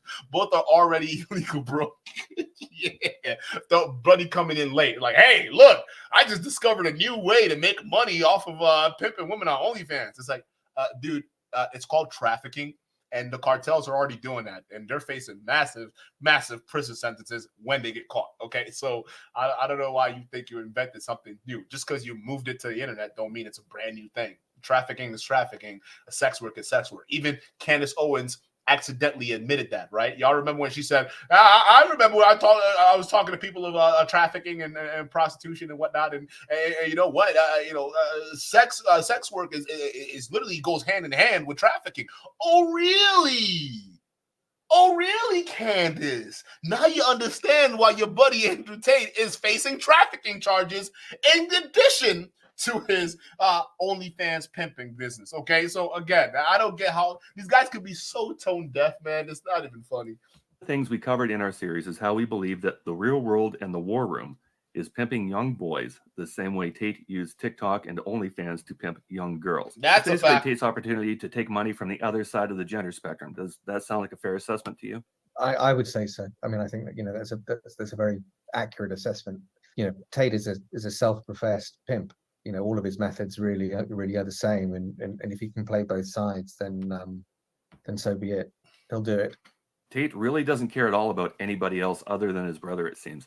He will do whatever it takes to milk you of your money so he can get his next supercar that he claims he won't even own. The sad thing is people buy into his claims that he's the only one who cares about them. These young men and vulnerable young men and young boys, and he's constantly sending out the message that he's the only one who can save them. He's the only one who cares for them. But actually, he's just another exploiter. He's a groomer. He's an exploiter. He couldn't give two fucks. Sorry, pardon my language, but really, he just couldn't care less. That's okay. That's exactly what I was going to say a little bit ago, but I wasn't ready to break the ice. You can tell they're not used to YouTube. Yeah. Hey, listen, my channel, I know I got a sailor tongue, bro. I can't help myself. I curse just about every other sentence, okay? I can't help it, okay? I try, but I'm a human being, okay? But that's YouTube, and I'm glad for it, because YouTube, they'll let you drop a couple F-bombs and, things like that, all right? But I don't go overboard. Maybe not to a certain extent. Most people do, but like, I'm not, solo TV over here. Solo TV. Hey, Solo Dolo, what's good, dog? Hey, I ain't forget about you yet. I might just drop a video on you again, like exposing everything. I've been thinking about that, Solo. I don't know. Maybe I need some time to calm down. I don't know. I might go crazy though. I don't know. But I found out some shit though. I found some shit though. But anyways, let's continue here. But they're definitely not used to it. They're not used to YouTube. They're not. Completely okay. YouTube allows us a couple of non-edits, so we're all good. A couple of F-bombs. We're permitted, are we? We're allowed one or two. Absolutely. That's your mulligan. The ladies you're representing are crowdfunding their legal fees through crowdjustice.com, and you're matching donations dollar for dollar. We'll show the webpage on the screen here. Is there any other information you'd like to add to encourage people to contribute to their cause? I think the only thing I'd like to say is no one wants to be crowdfunding for legal representation. It's not a very good start to any legal case to have to do that, especially when you're up against an incredibly well-resourced individual like Andrew Tate. The reality is this though, that litigation like this is incredibly complex and it takes a long time and it needs resourcing. We're doing it on a basis where we're matching the money raised by providing every hour of legal services, which are paid for through funding. We're providing a free hour. That's what we're doing. Essentially, we're doing it, non-profit, and we're very happy to do so. It's an important case for us to be doing, and a significant one. But the important point is, Tate's got millions of followers. He's made millions from exploiting women and vulnerable young men and boys, and our clients are victims of that and have nothing. And because of the trauma that they've experienced, you have an inability to work or earn the kind of money required to take the fight to Tate. The other thing I would say is that Tate's actions, the spread of his misogynistic message, it affects everybody. We should all be taking this incredibly seriously, and we all have an obligation and a duty to stand up to it. So to that extent, I just implore anyone who cares about these issues, but especially parents, and I'm a father myself. I'm concerned about the influence Tate and his cohort have on the young, and I want to put a stop to it. He's absolutely right. If you're a dad, if you got a mama, if you actually are a person you're not a piece of shit and you're a decent human beings and you're fair, you're not trying to take people's rights away and things like that. Okay, listen, man, you're gonna want to fight against this massive wave that's coming. And I honestly, part of me even part of the reason why I even say I have to endure and I laugh a lot about this stuff is because like when you think about the actual reality, maybe I'm a little less hopeful because I've been talking about these idiots for a very long time and I've been seeing the overall trend in patterns they've been following. But when I'm starting to realize that I think it's hopeless, right? I think we got to fight as much as we can, all right, to influence the tiny little pocket that we have of people that are willing to listen. But the vast majority of things, people like Andrew Tate, who are the Matrix, they got too much power at this point. They're right. They have way too much influence. They could pick up a phone and reach millions of people in a snap of a finger, where we have to grind hard with multiple videos. It's too late. Within the next 10 to 20 years, you're going to have a generation of boys who are going to believe in that women's maybe shouldn't have the same rights as men. Maybe they shouldn't vote. Maybe it's okay to, hit a woman. Maybe it's okay to do certain things, right? Because, back in the past, okay, they would say there were values that they want you to follow. But again, women getting beat up and all these other less favorable things that happened back then, they want to bring that back. Or at least they don't want to say that, but those are the consequences that are going to indirectly come from a lot of these things these people are pushing for. And I think we're right now where we are in society, we're looking at it and we're saying, that's funny. There's no freaking way there's that these kind of conversations like Pearl's bringing to Pierce Morgan that women shouldn't be allowed to vote. There's no way people are going to have serious conversations about that in the future. You're wrong. You are absolutely wrong, because in the future, with the advent of these young men and having their minds molded, okay, they will have their base. They will have their base in the future that is going to give them the power and support to push for a lot of these ideologies that are going to be detrimental for a lot of people's freedoms in the future. If you guys don't believe me, that's why I think Iggy Semmelweis, the guy who's overly fixated on drawing in young boys, and these guys mentioned it, but they're not going into that rabbit hole like we're willing to go. Okay, the reason why people like Iggy Semmelweis are fixated on corrupting the minds of these young men, because he understands that in the future, because he's not thinking about right now, he's not thinking about the next election cycle. He's thinking about 2 decades from now, where he's really gonna have the power and influence, because you got these generation of 12-year-old and 14-year-old boys who are all of a sudden going to be the military-aged males, ready to go, full of anger, full of ideology, and ready to attack and do whatever bidding Iggy Semmelweis wants him to do. All right? There's a reason why that guy is a lot more devious than I would even say Andrew Tate. Andrew Tate's just a mouthpiece at this point, all right? An idiot mouthpiece. But that guy, it just makes so much sense. So if you guys don't think that this is a conversation that's going to take place within the next 10 years, especially when these teenagers become full-fledged adults, you need to wake up. If you have kids, if you have families, if you're a person that genuinely cares about the rights of others, you need to talk about this. I don't care if you have a channel, you don't have a channel, you have a big channel, you have a small channel, you need to be honest about this, okay? Because this will be a problem within the next 2 decades, guaranteed. And this is something I hope never happens, and I hope I'm wrong on, but unfortunately, I haven't been wrong thus far, especially when it comes to these idiots. So, I think we all have a duty and an obligation to support these women who have come forward incredibly bravely to take a stand. And you make mention on Crowd Justice about the 24/7 rape and sexual abuse support line.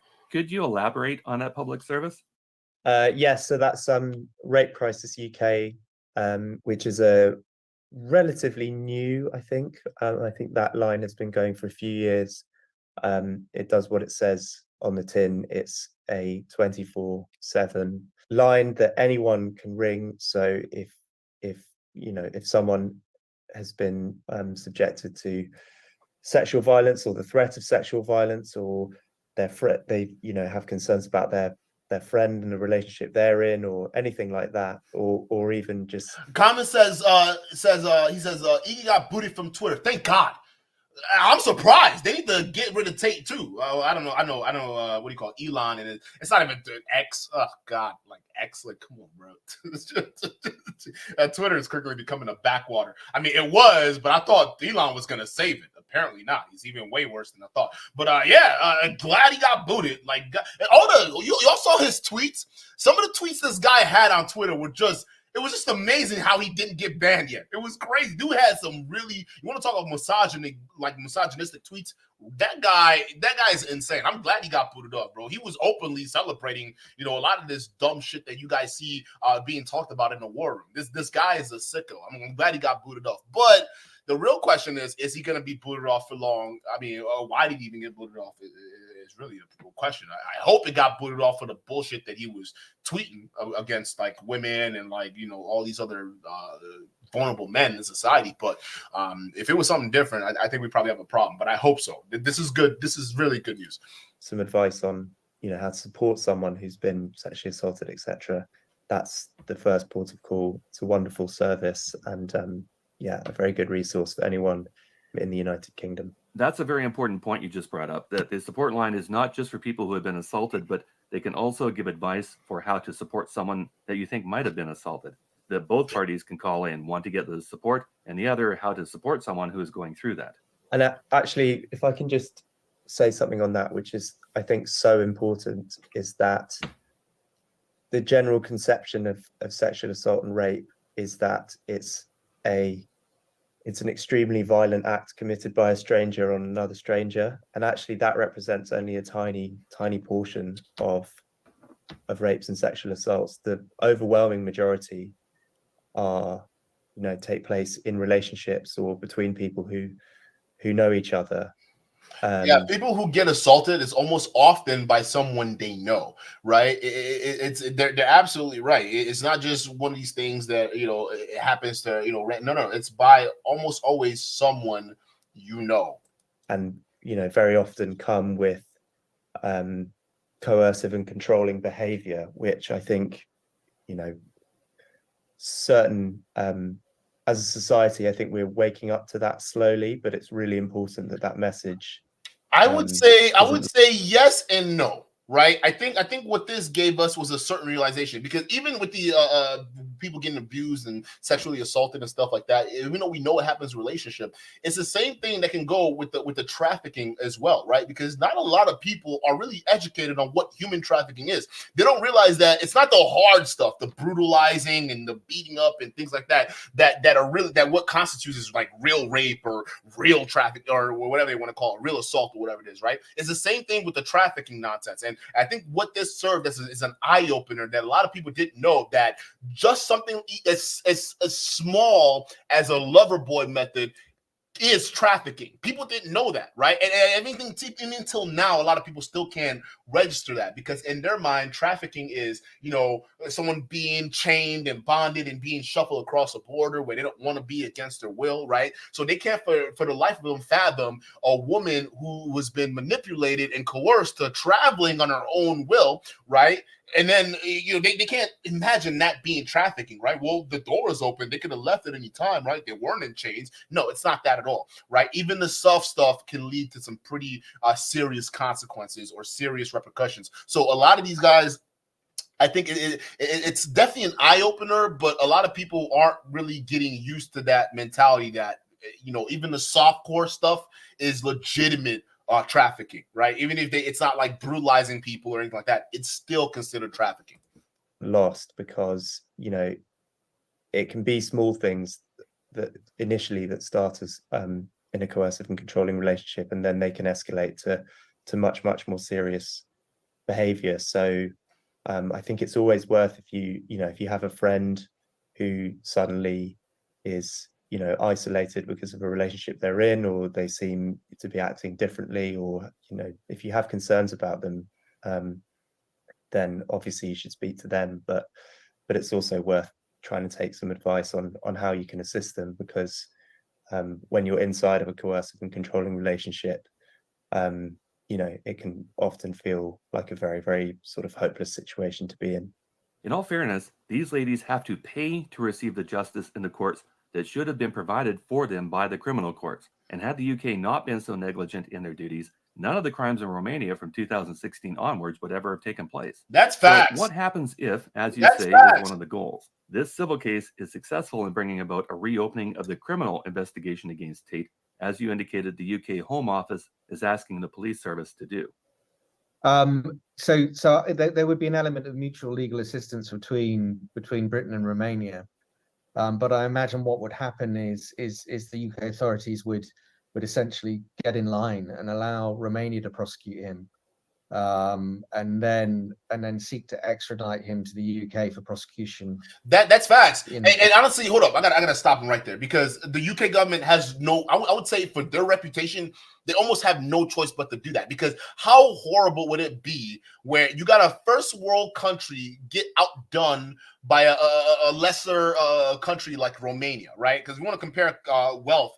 The UK has way more money and power to prosecute Tate and invest these crimes than Romania does. But Romania took it more seriously than even the UK. You know how embarrassing that would be? Of course. So listen, if Romania goes ahead and they get these W, they get this victory, all right, it's gonna be a kind of an embarrassment on the UK government, because Andrew Tate has been bragging about how he left the UK government and left the charges just to go get him in the same hot water in Romania. So it's going to make him look like, do you guys even care about the victims? Do you guys even, care about taking down these traffickers and whatnot? So they're going to get in line. They're going to have no choice to, because they want to avoid that embarrassment, right? And the same thing with law enforcement when they goof up a case, right? And this happens on missing person reports a lot, right? Because there's this thing when people go missing, a lot of times cops tend to dismiss it and say, oh, especially if they're teenagers, they probably just ran away, or they're probably just doing this and that. In the past, it used to be really, really bad where cops didn't used to investigate these missing persons report, and then people be turning up dead all over the place, right? It wasn't until people were like, hey, yo, you're looking dumb right now because you didn't do your job. It turned out that if you would have acted with decisively, that woman would have probably been alive, right? We saw y'all dragging your feet saying, oh, they probably just ran away and this and that, or they probably just went off and did something. If y'all were serious about this from the get-go, they would have been alive, right? And that's the thing. Cops, they end up overcompensating even afterwards when they realize that this missing person, right, if they would have tackled it earlier, they realized that they probably would have solved it, right? So that's why they overcompensate afterwards when they find out that that person's been murdered or something like that, because again, it's an embarrassment and the public will hold them responsible for it, because you could have been taking care of us. You could have been out there doing your job and finding this missing girl, all right, but you didn't. You were making up all this excuse. You guys were dragging your feet, and now she turned up dead. Right now, y'all are looking stupid, and it happens. This happens way more than y'all realize, especially some of these smaller counties. Oh my God, man! In England, but that would be between essentially England and Romania to negotiate as to how they would manage that. Yeah, you wouldn't be involved in the criminal litigation anyway, correct? You'd be turning over your files to the UK prosecutors. Yeah, I mean, look, certainly, if there is a reopening of the investigation and a decision to prosecute, that would be the responsibility of the Crown Prosecution Service. We would step aside. We'd obviously provide every assistance and cooperation in terms of the evidence we've acquired. But no, that would be the state's responsibility. So any other final words on your case? And then do you have any comment about what's happening to the Tate victim case that has been filed in Florida? I don't think I've got any final words on common sense. These were great questions, by the way. On our case, I think we've covered the ground that needs to be covered. But what I would like to say, and I mentioned it at the press conference yesterday, and it's partly a personal plea, but what I don't understand is, there's obviously been a lot of reporting and commentary by journalists about concerns regarding the spread of Tate's misogynistic messaging and his exploitation of vulnerable young men and young boys. But where are the male role models? Where are the sportsmen, the businessmen, the actors, the musicians? Where are the high-profile figures who have a platform, who also have a megaphone?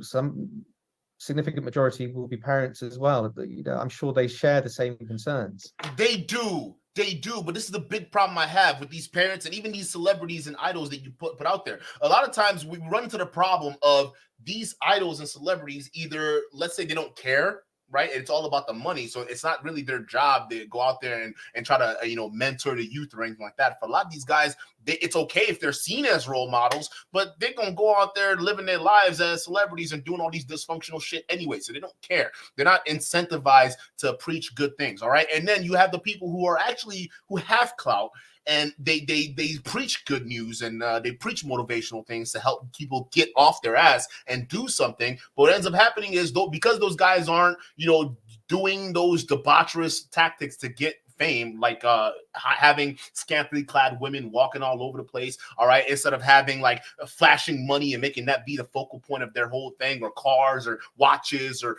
guns or mob ties or any of that stuff. They're keeping it real and they're keeping it honest. And let's just be real, all right? People who are honest and real, they don't really get the views. People want the entertainment. They want the flash. They want the women. They want the cars. They want the watches, because they want to live vicariously through those individuals. That's why Tate is able to draw in a lot of young men, despite the base level motivational quotes he puts out there. It's not even deep. It's not insightful. It's just basic bitch shit. But apparently, you couple that with a lot of the flash that he has surrounded himself with. It's like staring into the eyes of like a god king or something like that, where it's just like, oh my God, I can't believe this emperor it's right here and he's speaking to our issues. Okay, so that's what a lot of people are saying. If you notice, on one side, there are people who seem as though they don't care about the issues of men.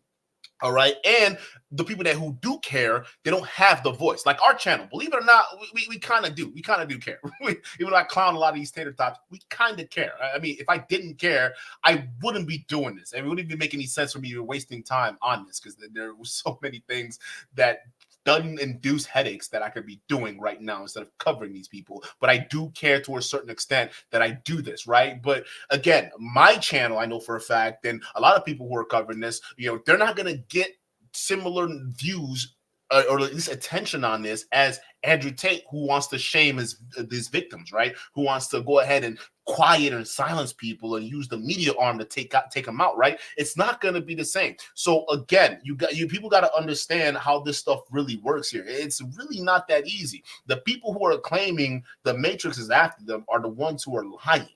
It's us who are being attacked and actively being silenced. The rest of us do, but why aren't they speaking out? It just confuses me and saddens me, actually. I don't understand what society's come to when people don't stand up for your neighbor. I don't get it. So this is a plea to anyone who has a platform, to anyone who has a megaphone. Please speak out. Please support those who are suffering as a consequence of this, as I see, hijacking of social media and the internet to spread these insidious, toxic messages that only cause societal harm and spread hatred and conflict and cause harm to our children. If you have a chance, speak up about it. That's a very fair request, because we see Tate being able to pick up the phone and get in touch with just about anybody. He's always got a celebrity hanging off of his arm because they run in the same circles, which is not going to work out well for those celebrities. We're certainly doing what we can from our end, shining the light on Tate, but there's not very many channels out there taking the contrarian side of the coin. There's a lot of journalists out there, a lot of mainstream media, a lot of former mainstream media that are enabling the message, and it is infuriating to see him go on podcasts like Fresh and Fit and Tucker Carlson and Candace Owens and Alex Jones and be able to spread to their audience this message of misogyny. It's absolutely ridiculous. Yeah, I mean, the things, and I'm not afraid to say it. I mean, the likes of Tucker Carlson, and yes, Candace Owens, etc. Yes, they just don't have any standards. They're not just standards. I mean, are you kidding me? No, they have a zero integrity. Okay, integrity. All right, y'all remember integrity? They got no integrity. Okay, it's gone. They got no souls. Especially Candace. Candace is just evil to the core. Especially going as far as the victim shame. She's crazy. She's insane. Knowing fully well, if she can read the lawsuit that Tate is filing, the frivolous lawsuit that Tate is filing against Emma Gabby, Okay, if she can find and do that research, Candace Owens most certainly has the ability to research Andrew Tate's indictment. And she could have easily read the indictment of Andrew Tate as easy as she read the lawsuit against Emma Gabby. But she never did that. Why? Because she's a cold, calculating, heartless person. That's just who Candace Owens is. Okay, it just kills me to say it, but it's true. She's a heartless person, and she don't give a fuck, but she pretends to. Tucker's just a tool. I genuinely, because like when I look at Tucker Carlson, you know, when you look at somebody, you can look at their eyes, right? And then maybe this is just like, you know, bro science. We could call it that. It is what it is. But for me, when I look at somebody's eyes, or when I look at how they interact with people, right?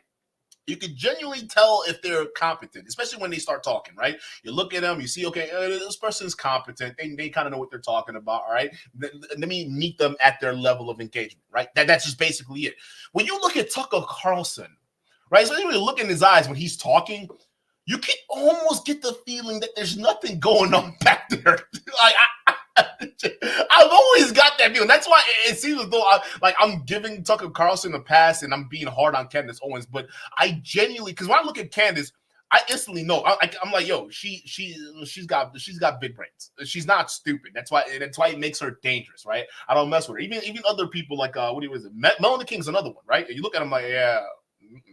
We not messing with that, bro. Y'all know something. Y'all are crazy. Y'all will do whatever to make it happen, right? So you don't mess with them, right? But like when you look at people like Tucker Carlson, you're like, okay, this guy's an idiot. I don't think this guy understands, quite frankly, what he's talking about. Yeah, he sounds like a professional. He sure sounds like he knows what he's talking about. But when you look at him talk, it's just like, yeah, this guy's an idiot. There's nothing. There's no brains. There's nothing. It's just empty. Forget about it. He's got nothing up there, right? So again, that's why I'm not as harsh on Tucker, because Tucker could have easily done that research. He has his team around him, even though he's stupid. But here's the thing.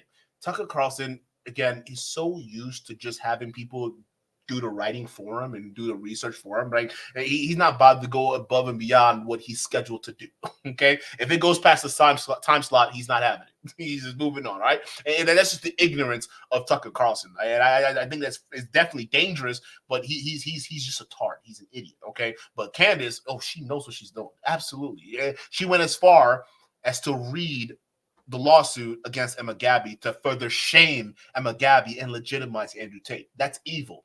Tucker didn't do that. Tucker was just like, wait a minute. There's no evidence. Oh, okay. I'm not going to research it, but I'll take your word for it. Okay, yeah, sure, whatever. And dare I say, my personal opinion, don't have any morals. My view is they're just grifters, and they'll have anyone on who helps get some ratings and puts money in their pocket and helps boost their own profile.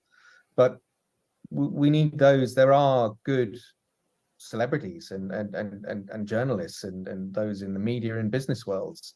There are good people out there. So please step forward and do something. Try and counteract this. Let's try and push back the tide. Do you have any final comments on what's happening with the 2 victims in Florida? Yeah, I think we're obviously not directly involved with their defense, and I think it was raised in the press conference yesterday, the fact that the organizations representing those women are having to defend them rather than prosecute them or pursue claims on their behalf is astonishing. I think it's in my opinion a blatant attempt to use the American legal system to interfere with criminal proceedings in a foreign country, but I think it will be exposed eventually for that and for what it is. And I believe that the federal court will ultimately make the right decision, and I hope the case is thrown out, and I hope there are consequences for those who brought it and who have enabled that sort of bullying tactic.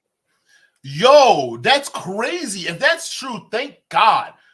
I hope they throw that shit out, because of course Tate filing that lawsuit against Emma Gabby was of course, to bully her into shutting up, right? To bully her into staying quiet and possibly just bankrupting her. So again, I'm glad that someone in the legal system has recognized the tactic for what it is. They're saying, yeah, you're trying to bully her with this lawsuit. I hope they throw that out because it's frivolous. And even in his lawsuit, he's quoting other people who had sex with her knowing she was underage. One of them was convicted and is spending time in prison. I don't know why you wouldn't throw that out. It just doesn't make any sense to me. But I hope that's what's happening. Unfortunately, tech issues cut the interview a little bit short at this point, so we PM'd the guys to sign off, and we continued our conversation offline. Thank you very much.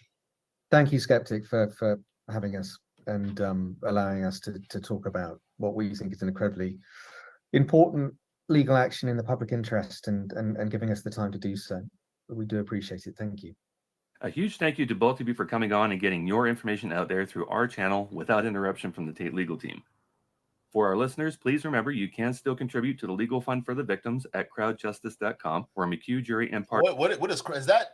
What is crowd? I've never heard of crowd justice before. Is that like that looks like GoFundMe but different? I'm gonna have to check it out. But hey, I want to be part of this fight. I'm gonna be part of this fight. Shit, why not? Why not? They got 4 days. Let's check it out. I'm about to be part of this right here. Like, I mean, what are we talking about? What are we talking about? I want to get this guy off the streets. Get him and his cronies off the streets. Let's go. Partners, Let's get out of matching here. your donations dollar for dollar. We're going to end this interview with some highlights from the press conference of October 5th, 2023. Let's see this. May I ask a question? Sorry, are you a representative of the press or Mr. Tate? I'm just wondering. You did introduce yourself. Of the civil side. On the side. I don't have here, but I'm not in the court. No, I just wanted to clarify who we were talking to. As Mr. Gillian Rose part of the legal team. Oh, he's Mr. Tate's lawyer. Sorry, that's what I wanted to establish. I think you should probably, again, for the sake of transparency and honesty and the manner in which your client and yourself have conducted yourself, maybe be honest. Maybe that should be the starting point. You asked me No, you're not, about sir. my quality in this room today. You have very little Conference quality, room sir. today. Introduce yourself as who you are My before you name ask a is question. Eugen Constantin Vidinar. I am lawyer in Romania. For Mr. Tate. And for Mr. Tate is Oh, got him. Thank you. One of Got the him. victims and their victims in this criminal case are being sued to intimidate and harass them. We need them to know that. What I- Any ongoing case. Could you introduce yourself, Hold on, please? Press. My name is Matea Petros, I'm an independent journalist. Is there any ongoing case against the Tate in the US or the UK? Because to my information, there hasn't been any case filed with the UK yet. So in the UK, if you understand English law, we're obliged to I do take. understand English law, yes. Okay. Damn. I know to the others here. I wasn't directing that at you. There's no need to be combative. Thank you very much. So what I was about Damn. to explain, given the opportunity, Hey, yo. is that Let's do this. Hey, he's not playing, bro. This guy is not playing, bro. He's catching everything. There ain't nothing slipping by this dude. Wow. Hey, man, whoever his clients allegedly are, they are in good hands. He is not, bro. You could tell he's got that legal tongue that'll just cut you to pieces if you were an opponent, bro. Don't play with him. in England, we're required to follow pre-action protocols. And we take our job very seriously. We take our profession very seriously.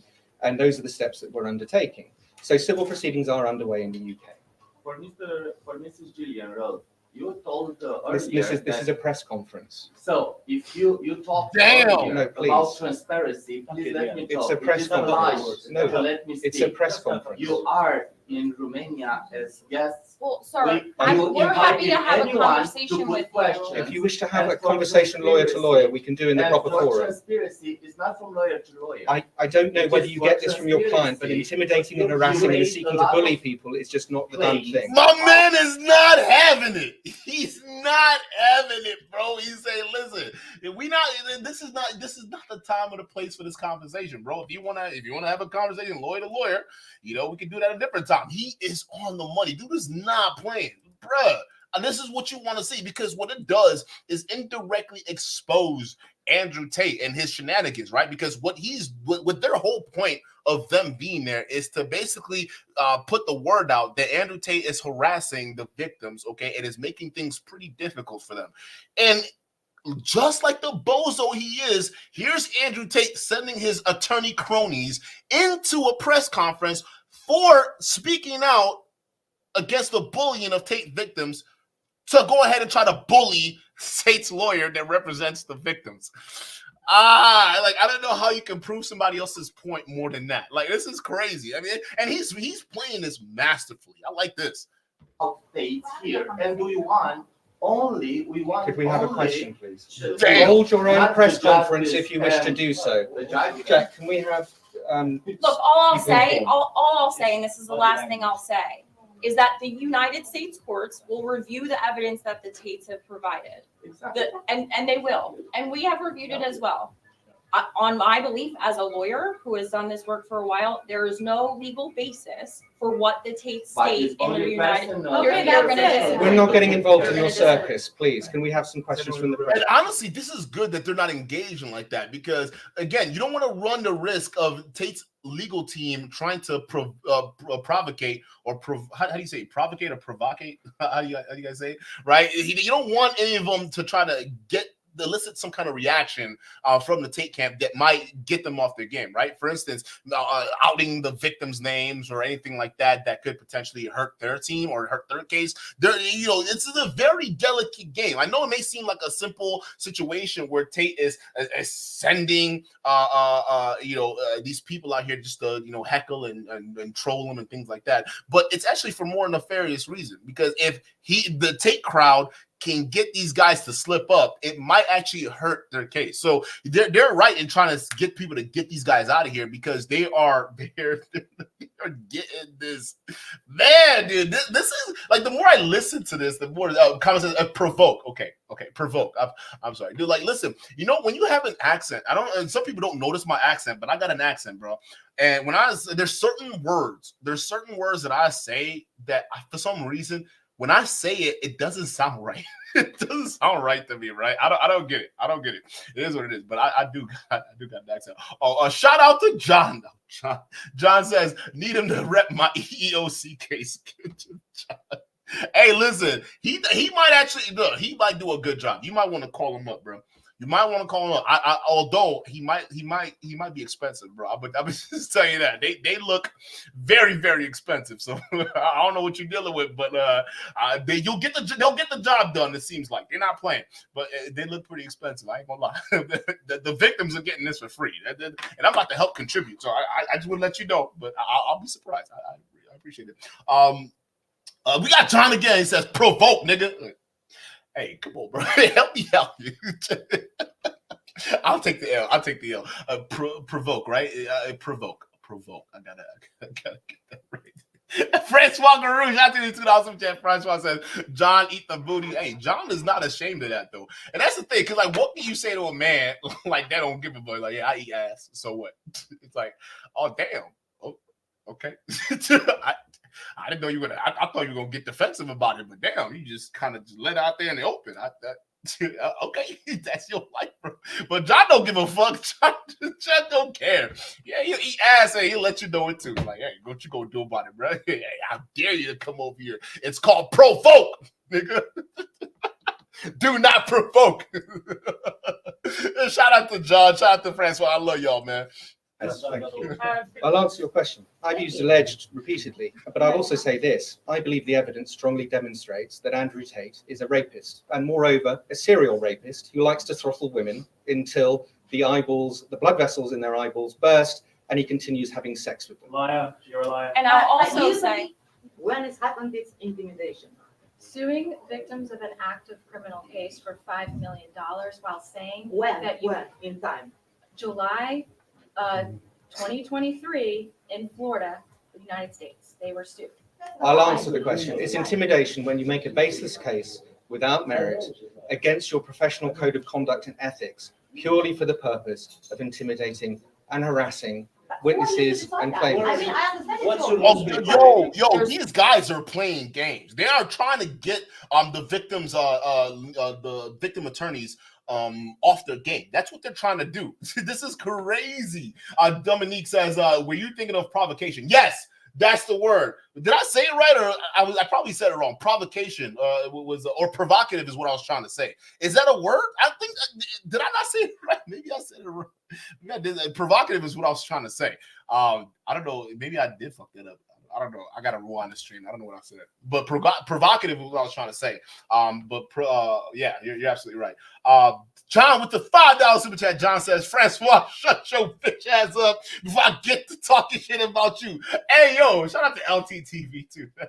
Yo, that's a spot. I got to get my soundboard back, bro. I'll get it. All that stuff's coming. Don't worry about it. It's coming. It's coming, bro. I got to get that. That soundbite is funny as hell. Now y'all got a super chat war going on. It's crazy, bro. You got John and Francois. Come on, y'all gotta cool it. Two different lawsuits in the United States. The Tates have sued. They're the ones suing the victims. We're here defending them. In Romania, And another one in the UK, the same. They threatened my law firm with proceedings, with defamation proceedings. Damn. We're doing our job. The alleged victims are now considering a civil lawsuit after a lapse of 7 years. Why are they? I'll put this very plainly. If you are the victim of rape or sexual assault, it doesn't matter when you bring your claim. You're entitled to bring it at any point. Sorry, I think what I'd like to say, just as a passing comment, as many of you already here may know, I'm speaking, please. The Tates threatened to disrupt this press conference, and evidently his legal team were fulfilling their responsibility. Wait, did they actually threaten beforehand and then follow through with the threat? Are you kidding me? Oh, these guys are monumentally stupid. Don't tell me there's a trail out there saying that these guys threatened to not only disrupt this event, but now we have video evidence of the follow through. These guys are idiots. It's like putting your crimes out there on display. And I'm glad that he's pointing this shit out. So the fact he's saying that these guys threatened beforehand to crash the press conference, and then here, in fact, they are doing that very same thing they threatened to do. That's crazy that they're just so tone deaf to just, oh my God, I can't wait till they go to prison, bro. I can't wait. Yes, I do. Thank you. Okay, So, what is the yes, I think we finished for today. Unfortunately, I don't think we can carry on. Don't. But Tate's lawyer, he says the proper conference is ended, but Tate's lawyer and PR reps then take the positions at the desk they didn't pay for, demonstrating a complete lack of class. What? Keep your eye on the water bottle in front of Matthew jury. So this guy right here, this water bottle. Pay attention to this water bottle. Oh!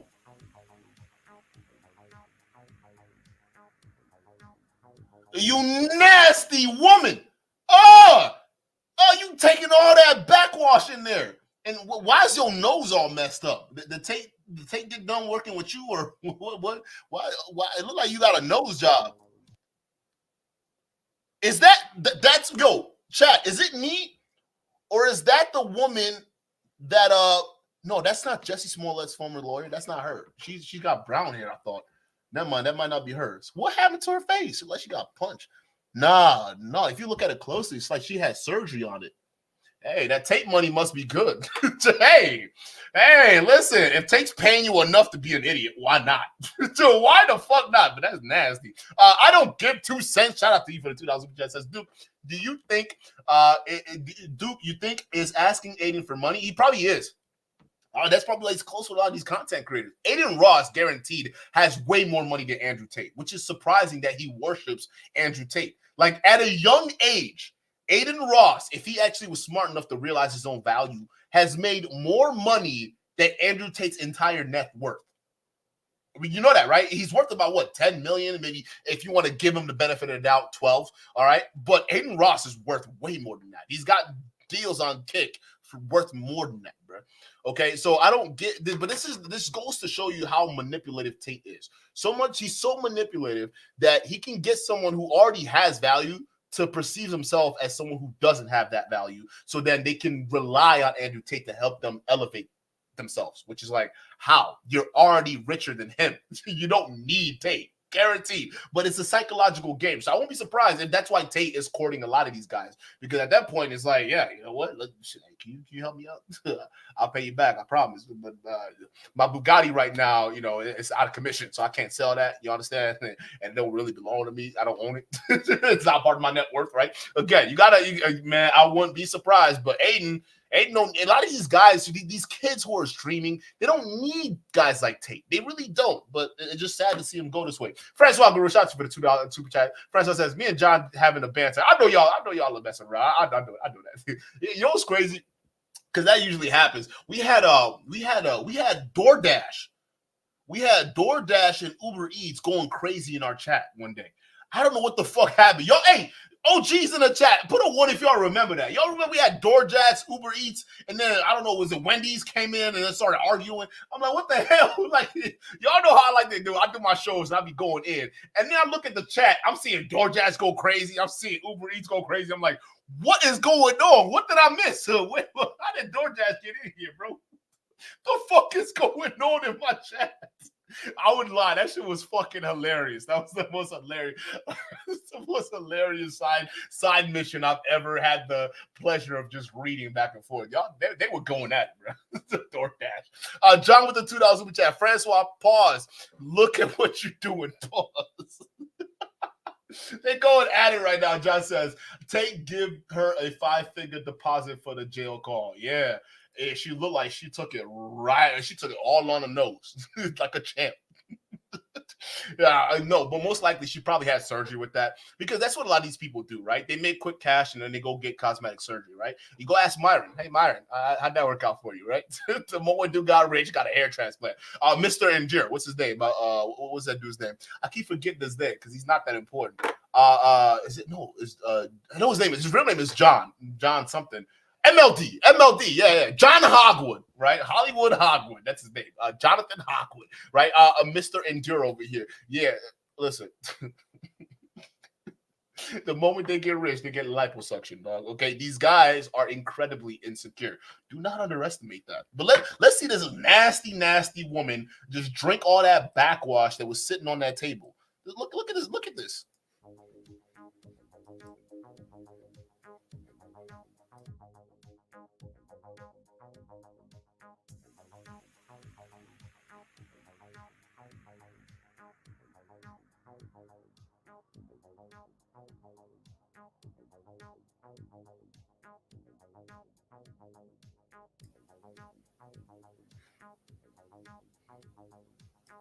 Yeah, we're gonna have to check that out. Look at it.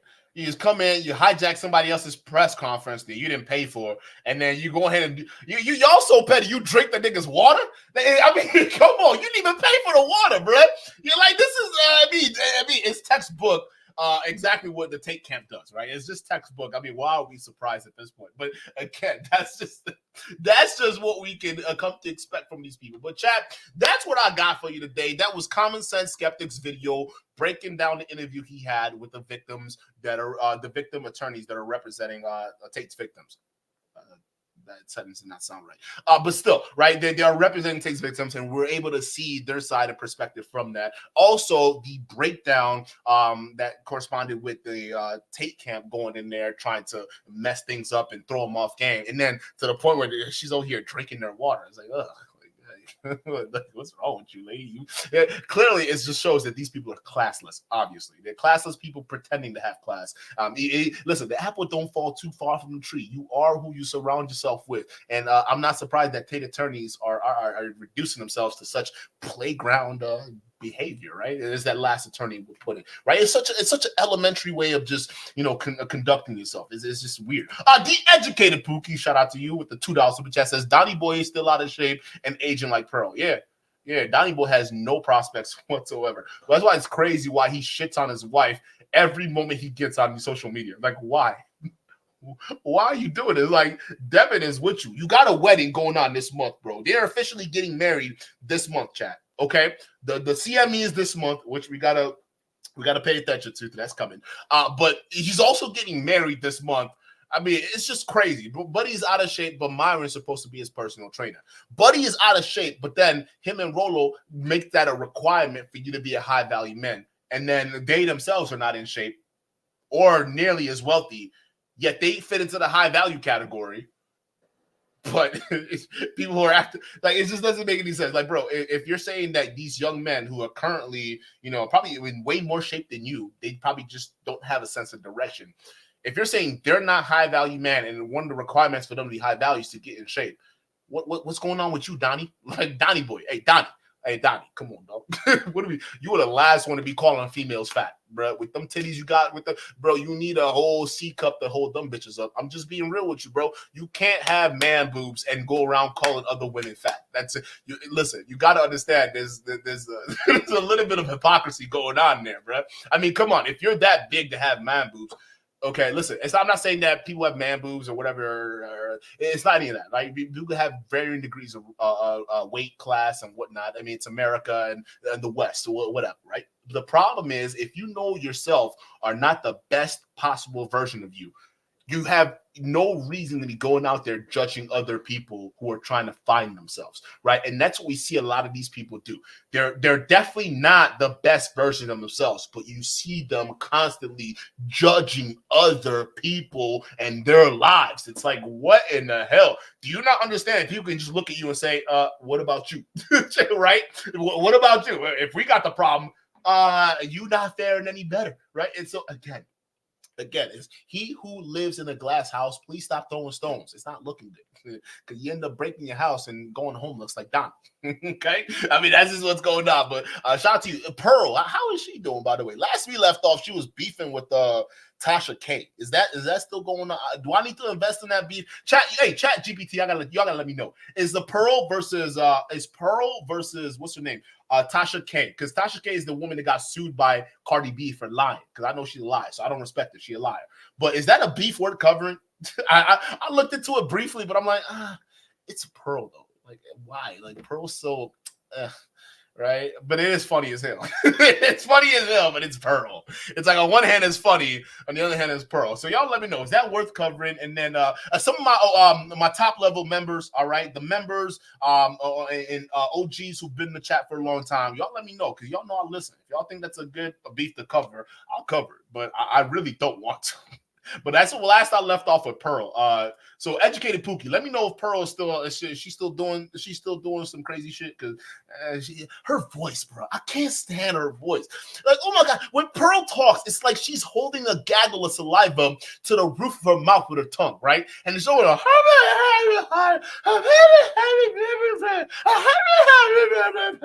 It's like just spit it out. What you trying to say? Spit it out.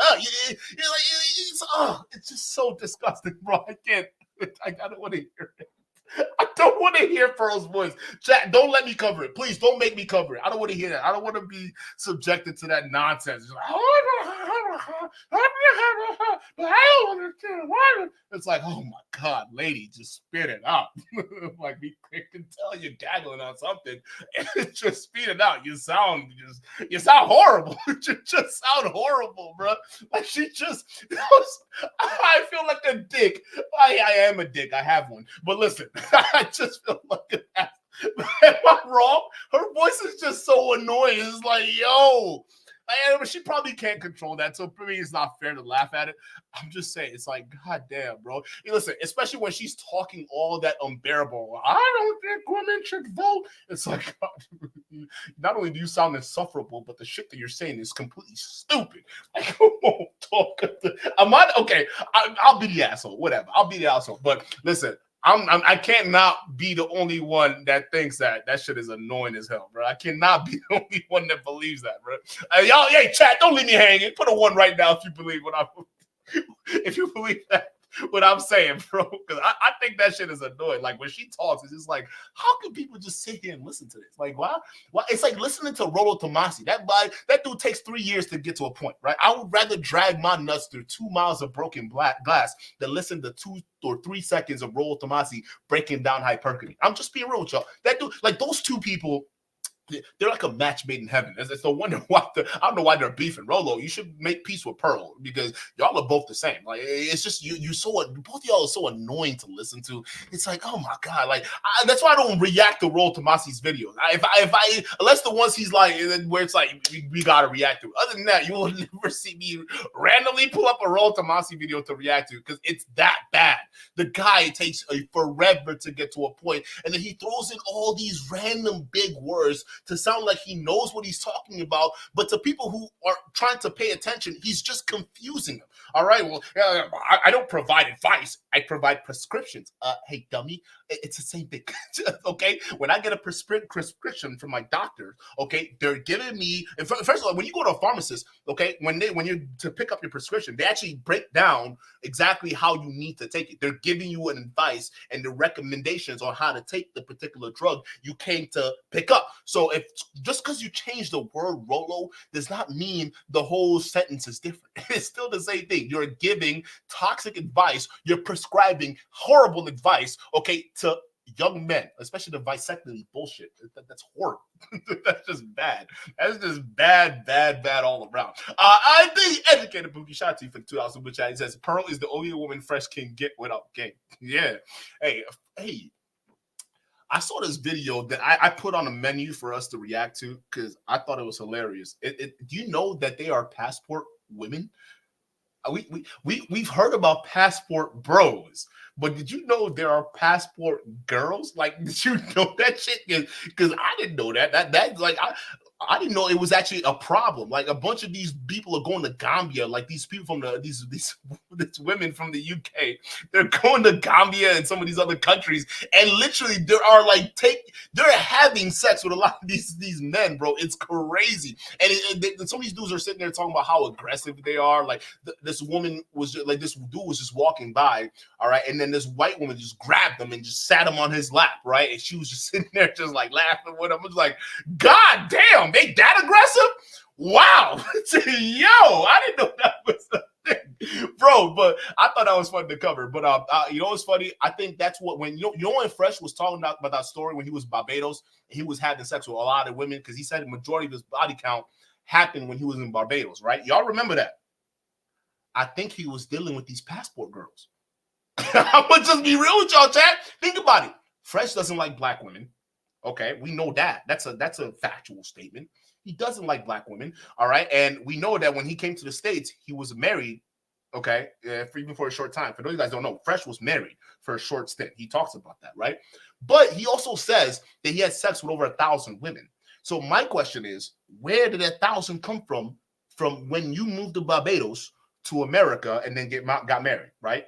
Because we know shortly after your Fresh and Fit career started. So unless he was getting all that body count in Barbados, then you got to think, how did a guy like Fresh get that high number of body count in Barbados? And then I think to these passport women that fly to these countries, and they just want to have sex with these black dudes. That's all they want to do. Like these white women who have money just fly in droves to these countries, just want to have sex with women. And Fresh bragged about it. So who's to say that Fresh body count didn't come from a lot of these women? I wouldn't be surprised. It wouldn't surprise me at all. But it just doesn't make any sense to talk about. Yeah, in America, someone like him, unless he was simping hard and leading with his money, ain't no way the dude had 1,000 lay count. That's crazy. And why would you want to brag about that? That's just so filthy. Like you slept with 1,000 people, 1,000 bodies. Do you even listen? If you had 1,000 people in one area, that would be a massive sight.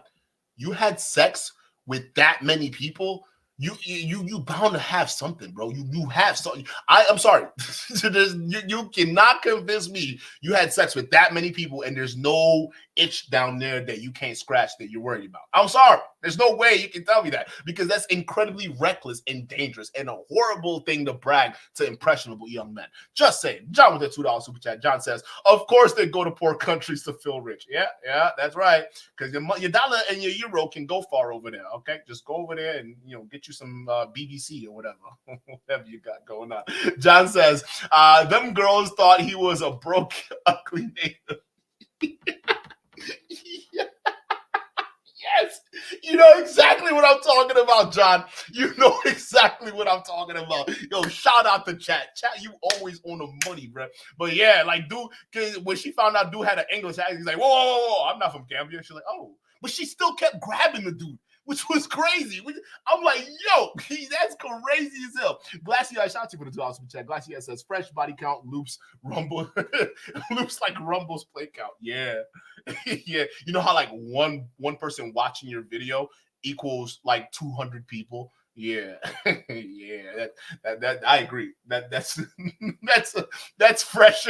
Like that's how he counts it, right? Every 15 seconds he talks, that's a body count. Okay.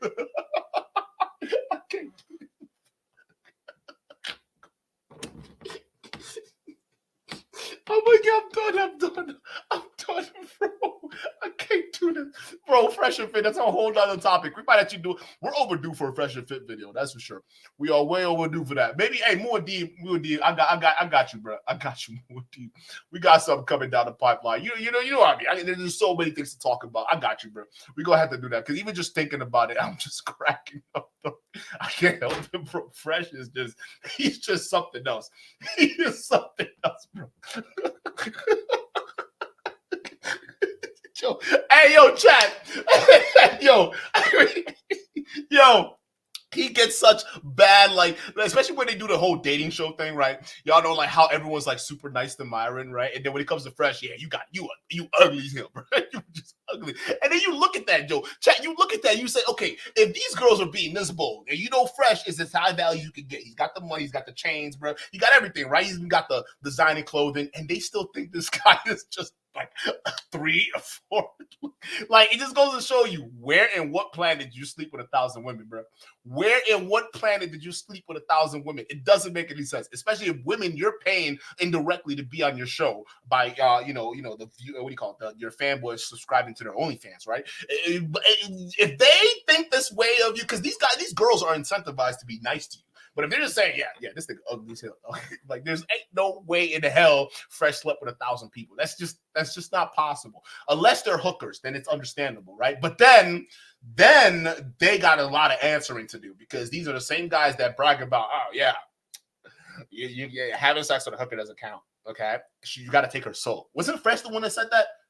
Fresh was the one that was talking about soul snatching, right? Wait, was that Fresh or Marvin? I think it was Fresh, because I remember laughing too hard about this when he said, somebody said they want to snatch their soul. I think that was Fresh, because that shit was just too damn funny and stupid. Like, why would you say that? Like, well, ain't no soul. The only soul you grabbing is yours. Like, what you talking about, bro? You ain't got no soul. Like, hey, oh yeah, Vanessa, shout out to you. Vanessa said it was Fresh. Road to Success. Yeah, shout out to you. Said it was Fresh. Yeah. Yeah, what planet you living on? Like, you got to take her soul. Like, what do you mean? Like, yeah, we got to do another episode, bro. I know. I don't like talking about Fresh consistently. I know. Contrary to popular belief, a lot of people are like, oh, dude, all you do is talk about Fresh and Fit. It's not true. Like, I avoid him like the plague sometimes. But like sometimes it's just, just want to laugh. You want to just kick someone off, right now. But we got to do the Lord Marquardt one first, chat.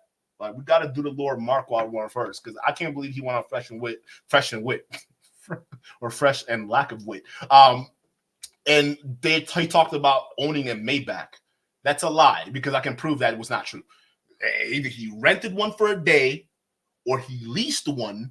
He never owned a Maybach at all. That's not true. That's not a true statement. So I don't know if any Fresh and Fit cards are in the chat, but it's not true. He lied about that. Okay, I can prove. Don't play with me, bro. John, shout out to you for $5 super chat. Says, Becky, look. Oh, how cute. That one is wearing Gucci and Versace. Wonder who donated to him. Yeah, bro. Yeah. Again, we're in the age where a lot of men care about their fashion style and all these different things like that. And granted, there's nothing wrong with that. It's like, damn, like a lot of you men are hyper feminine now while complaining that women are too masculine. It's like, wait a minute, you can't do that, because part of the reason why most women are masculine is because you don't even realize you're in your femininity right now. A lot of you dudes are mad feminine. So if you want to be masculine and you don't want these women to be out masculining you, if that's a word, okay, you need to just step the fuck up and be a man, right? Instead of complaining about how hard it is to be a man, right? Maybe if you stop complaining about how hard it is to be a man and just be a man with all the problems through and through, because that's what it takes to be a man. It's hard, okay? Maybe it would be all right. But instead, we got a bunch of guys who are men, okay, that complain about how hard it is to be a man while comparing themselves to women. I don't understand this new trend that's happening in society, and I hope it doesn't last. But who am I kidding? It's already too late for this nonsense. A lot of these men, it's not looking good to them. So again, I guess you can keep complaining I guess that's why, right? And I'm not saying the grievances aren't valid. There are a lot of valid grievances out there, but again, these double standards exist because we are stronger. We do have these biological differences than women. We're different than women, literally. Even the folds of our brains are different. Okay, that just is what it is. So to sit there and complain about how life is right now just because of our differences, it's crazy. While you sitting here talking about we're not equal. Okay, that's fine. So take your advice about us not being equal and stop comparing yourself to these women online. We're not living the same lives. Our lives are definitely difficult, way more difficult. I wouldn't say way more because I don't know what. Listen, I'm not a woman, okay? I'm not even gonna try to put my shoes in that, right? I can understand certain things when it comes to women, but I'm not. Ultimately, I'm not a woman. I'm not gonna get all of these things, so I'm not even gonna bother with it. But as a man, okay, something I do know very well about about being a man. Okay, I can understand this shit sucks. All right, it does suck out there. All right, even other people, they treat you differently. All right, it is what it is. Okay, I would say socially, it's a little bit a lonelier path being a man than a woman, especially when it comes to making friends. And believe it or not, some of it is due to those stereotypes we put on ourselves, right? Being stoic and being macho and not being sensitive and things like that. It limits us to opening up to, other people or bonding with other men in a brotherly way, right? Because think about it. How many men can honestly say they have real brothers around them?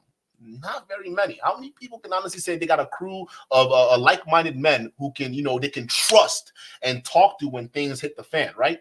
Not a lot of men can do that. All right. So that adds to the fact that, a lot of men, it's a lonely road out there because we don't trust other men. It just is what it is. All right. So we can't do this. We need to, if we are really out here preaching that men and women are different, right? If we're out here really preaching that, then we need to acknowledge those differences and stop trying to compare our situations to women. Okay. Yes, the double standards exist, but they exist for the same reason you guys make yourself seem so superior. All right. It's because we're so strong. And because we guys say we're doing all of this and we're supposed to provide and protect, that's why we got the difficult jobs. That's why we're tasked with the hard things to do in society, because we have these things. Now we have these modern men coming out here talking about, well, I don't know, it's kind of hard doing these things. Maybe we need to go back to the 1930s. Huh?